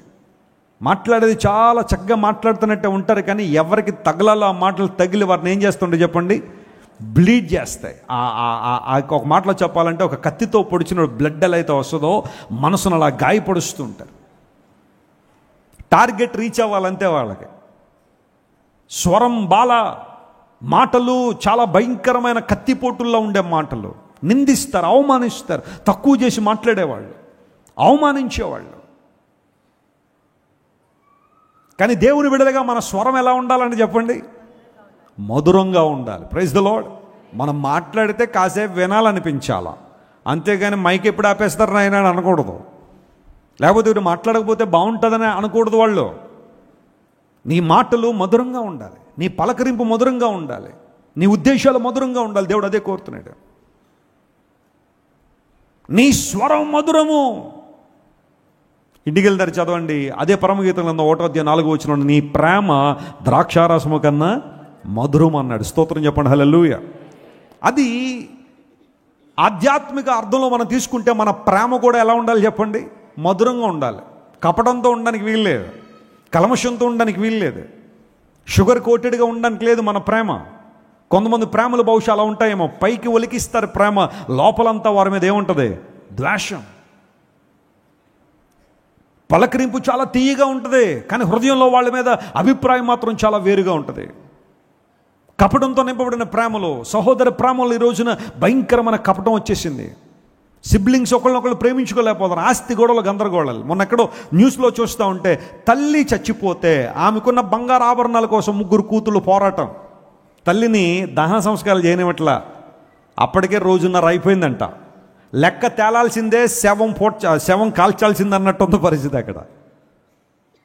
3 కూతుళ్లే. పోనీ ఆమెను తీసుకెళ్ళి దహన సంస్కారాలు ఏవో చేసిన తర్వాత కూర్చుని, ఇదిగో అమ్మ సంపాదించిన 10 తులాల బంగారంలో ఇదిగో ఇలా తీసుకుందామని అనుకోవడంలో తప్పేమి లేదు. కానీ ఇంకా శవం అక్కడ ఉండగానే, మృతదేహం అక్కడ ఉండగానే 3 కూతుళ్ళు కూడా దెబ్బలాడుకుంటున్నారు. ఏమైపోయింది సమాజం? ఎక్కడ పోతున్నాయండి ప్రేమలో? భార్యల మీద భర్తలకు ప్రేమలు ఉంటాయి ఈ రోజుల్లో, భర్తల మీద భార్యలకు ప్రేమలు ఉంటాయి. యాంత్రికంగా 2 రోబోట్లు ఇంట్లో తిరుగుతున్నట్టే. ఇన్ఫ్యాక్ట్ ఈ రోజుల్లో చాలామంది భార్యల భర్తలను ఏం చేస్తారట చెప్పండి? చంపేస్తున్నారట. రోజు ఎన్నో వార్తలు వచ్చేస్తున్నాయి. ఎందుకంటే ప్రేమ కనబట్టలేదు ఒకళ్ళ మీద ఒకళ్ళకి. తల్లిదండ్రులను ఇబ్బంది పెట్టేవారు, బిడ్డలను ఇబ్బంది పెట్టేవారు, భయంకరంగా కనబడుతున్న రోజుల్లో నీ ప్రేమ ద్రాక్షారసం కన్నా ఎలా ఉండాలా? మధురంగా ఉండాలి. పరిశుద్ధమైన రీతిలో ప్రేమించినప్పుడు, దేవుని ప్రేమించడం, నిన్ను వలని పొరుగుని ప్రేమించిన దేవుని ఆజ్ఞకు మనం లోబడినప్పుడు ఆ ప్రేమ మధురంగా ఉంటుంది. Praise the Lord. ఆస్ట్రేలియాలో పుట్టి పెరిగి భారతదేశం పట్ల బాధ్యత కలిగి తనకున్న సమస్తాన్ని వదులుకొని అమ్ముకుని, ఎంతో కొంత ధనం ఉంటే అదంతా పట్టుకుని ఒరిస్సా రాష్ట్రం వచ్చి మయూర్భంజ్ అనే జిల్లాలో అద్భుతమైన ఆశ్రమాన్ని కట్టారు. Gladys Staines and Graham Staines అనే 2 భార్యాభర్తలు. వారి ముఖాలు చూస్తే దైవికమైన కళ, వారిని చూస్తుంటేనే ఒకలాంటి ఆదరణ, ధైర్యం. గ్రాహం స్టెయిన్స్ గారు వస్తున్నారంటేనే ఆయన ఒక ధైర్యం అక్కడ ఉన్న వాళ్ళందరికీ ఆశ్రమంలో. పూర్వదినాల్లో కుష్ఠవ్యాధి కనుక వస్తే వాళ్ళని గోను సంచుల్లో చుట్టి అరణ్యాల్లో వదిలేసేవారట. కారణం ఏంటో తెలుసా? నువ్వు ఏదో జన్మలో ఏదో తప్పు చేసావు, పాపం చేశావు. జన్మ సిద్ధాంతం నమ్మేవాళ్ళు కొంతమంది ఉంటారు. నేను అవన్నీ చెప్పి కొంతమందిని ఇబ్బంది పెట్టాలన్న ఉద్దేశం కాదు, కానీ పూర్వజన్మలో రకరకాల పాపాలు చేస్తే ఈ జన్మలో ఎలా పుడతారనే లిస్ట్ రిలీజ్ చేశారు. పూర్వజన్మలో నువ్వు ఈ తప్పు చేసావు కాబట్టే ఈ జన్మలో నీకు అవయవ లోపం ఉంది, ఈ జన్మలో నీకు వివాహం జరగలేదు, ఈ జన్మలో నీకు అదవ్వట్లేదు, ఇది అవ్వట్లేదు. ఎందుకంటే పూర్వజన్మలో నువ్వు చేసుకున్నది ఈ జన్మలో ఎలా నిన్ను ఇబ్బంది పెడుతుందని ఒక లిస్ట్ రిలీజ్ చేశారు. కుష్ఠవ్యాధిగ్రస్తులు కూడా పూర్వజన్మలో ఏదో ఒక తప్పు చేశారు కాబట్టి ఈ జన్మలో కుష్ఠవ్యాధి వచ్చింది కాబట్టి వాళ్ళని అలా భరించనివ్వాలి, వారికి వైద్యం చేయకూడదు, వారిని మళ్ళా మనుషులుగా మార్చకూడదు. అలా గనక చేస్తే దేవుడి తలరాతను మార్చినట్టే అని వాళ్ళని తీసుకెళ్లి గోను సంచుల్లో కట్టి అరణ్యాల్లో వదిలిపెట్టేస్తే, ఒక ప్రక్కన పురుగు వాళ్ళ దేహాన్ని తినడం అదొకటైతే, మరొక ప్రక్కన ఒంటరితనం వారిని వేధించి అంతవరకు చాలా చక్కగా ప్రేమించిన వాళ్ళే ద్వేషించి లోపల నెట్టేస్తే, ఏడుస్తూ ఏడుస్తూ బ్రతుకున్న వారిని జీపులో ఎక్కించుకుని ఆశ్రమానికి తీసుకొచ్చి వారి గాయాలన్నీ కట్టి కడుపు నుండి అన్నం పెట్టి సాయంకాలం అయితే ఆ ముగ్గురు పిల్లలు కూడా వాళ్ళతో మాట్లాడి ఆహ్లాదకర వాతావరణాన్ని తయారు చేస్తే జరిగిన సంఘటన ఏంటో మనకు తెలుసు. 1999 సంవత్సరం జనవరి 22వ తారీఖు రాత్రి గ్రాహం స్టెయిన్స్ గారిని ఆయన ఇద్దరు బిడ్డల్ని జీపులో పెట్టి తగలబెట్టేశారు. అత్యంత వినాశనమైన సంగతి. ఈయనేమన్నా ఒక తీవ్రవాద? ఖచ్చితంగా కాదు. పోనీ డ్రగ్స్ ఏమన్నా డీల్ చేశాడా? ఖచ్చితంగా కాదు. పోనీ ఎవరినైనా ఇబ్బంది పెట్టాడా? ఎవరినైనా హీనపరిచారా? ఏమీ లేదు. కేవలం క్రీస్తు ప్రేమను చూపిస్తున్నారనే అక్కసుతో వారిని తగలబెట్టేశారు, చిన్న బిడ్డలను సైతం. మన దేశ పరిస్థితి కొన్ని సందర్భాల్లో ఎంత బాధాకరంగా ఉంది అంటే, దేవుని బిడ్డలను అతి క్రూరంగా హింసించిన పరిస్థితి. దేశం అంతా కదిలిపోయింది ఆ రోజుల్లో. ప్రేమను చూపించిన వారికి ద్వేషాన్ని చూపించడం, ప్రేమను చూపించిన వారికి కార్పణ్యాన్ని చూపించడం, అదేదో గొప్ప పనిలా చాలామంది మరలా దాన్ని కీర్తించడం, అది ఇంకా బాధాకరమైన విషయం. దేవుని బిడ్డలారా నమ్మండి. గ్లాడిస్ స్టెయిన్స్ నేను ఆస్ట్రేలియాలో కలుసుకున్నాను, బ్రిస్బెన్ అనే నగరంలో. ఆమెను కలుసుకున్నప్పుడు చాలాసేపు మాట్లాడాం ఇద్దరం. ఆమె మనసు ఎప్పటికీ కూడా ఇండియా మీద ఉంది. ఆమెకి వీసా ఇవ్వట్లేదు ఇండియా రావడానికి. ఇప్పటికీ ఆమె మనసు ఇండియాల మీదే. వెస్లీ గారు ఒరిస్సాలో పరిస్థితులు ఎలా ఉన్నాయండి? మేము విడిచి వచ్చిన సేవ పరిస్థితి ఎలా ఉంది? She was thinking about India, she was praying for India. భర్తను పిల్లలంతా క్రూరంగా చంపేసిన వాళ్ళని మనస్ఫూర్తిగా క్షమించేశాను. వాళ్ళు తమ జీవిత కాలంలో నా యేసేని తెలుసుకుంటే చాలు అని ప్రకటించిన అద్భుతమైన క్షమాపణ కలిగిన మహిళ గ్లాడిస్ స్టెయిన్స్. ఎక్కడి నుంచి వచ్చింది అంత ప్రేమ? ఎక్కడి నుండి వచ్చింది అంత క్షమాపణ? నీ స్వరము ఏంటి? మధురం. దేవుని బిడ్డలారా, యూఫ్రటీస్ అనే మాటకు స్వీట్నెస్ అన్నప్పుడు దేవుని ప్రజలు మధురంగా ఉండాలని దేవుడు ఆశిస్తున్నాడు. చేదైన అనుభవాల నుంచి బయటకు వద్దాం, చేదైన మాటల నుంచి బయటకు వద్దాం. ప్రభు మనల్ని దీవిస్తాడు, ఆశీర్వదిస్తాడు. పీషోను అనగా ఏమని చెప్పుకున్నాం చెప్పండి? వ్యాపించినది. క్రీస్తులో ఉన్నవారు ఏం చేస్తారు? వ్యాపిస్తారు. రెండోది గీహోను అనగా పొర్లి పారుట. క్రీస్తులో ఉన్న వారిలో క్రొత్త తైలము, క్రొత్త నూనె ఏమవుతుంది చెప్పండి? పొర్లి పారుతుంది. మూడోది హిద్దికెల్ అనే మాటకు వేగముగా వెళ్ళుట, షిఫ్ట్ అనే మాట, లేదా త్వరితముగా పనులు చేయుట. క్రీస్తు ప్రభుని అంగీకరించిన వారు స్పందించాల్సిన విషయాలకు త్వరగా స్పందిస్తారు, దేవుని కార్యాల పట్ల వేగంగా పరిగెత్తారు. నాలుగోది యూఫ్రటీస్ అనగా స్వీట్నెస్ అనగా మధురము. క్రీస్తు ప్రభులో ఉన్నవారు మధురమైన అనుభవాలతో నింపబడిన వారు. ఇప్పుడు ఈ 4 నదులు ఇంకెప్పుడైనా మర్చిపోతారా మీరు? మర్చిపోకూడదు కదా. గుర్తుపెట్టుకోండి, క్రీస్తు అనే నది మనలో ప్రవహిస్తే 4 శాఖలు, ఈ 4 అనుభవాలతో పరిశుద్ధాత్మ దేవుడు మన జీవితాలు నింపునుగాక.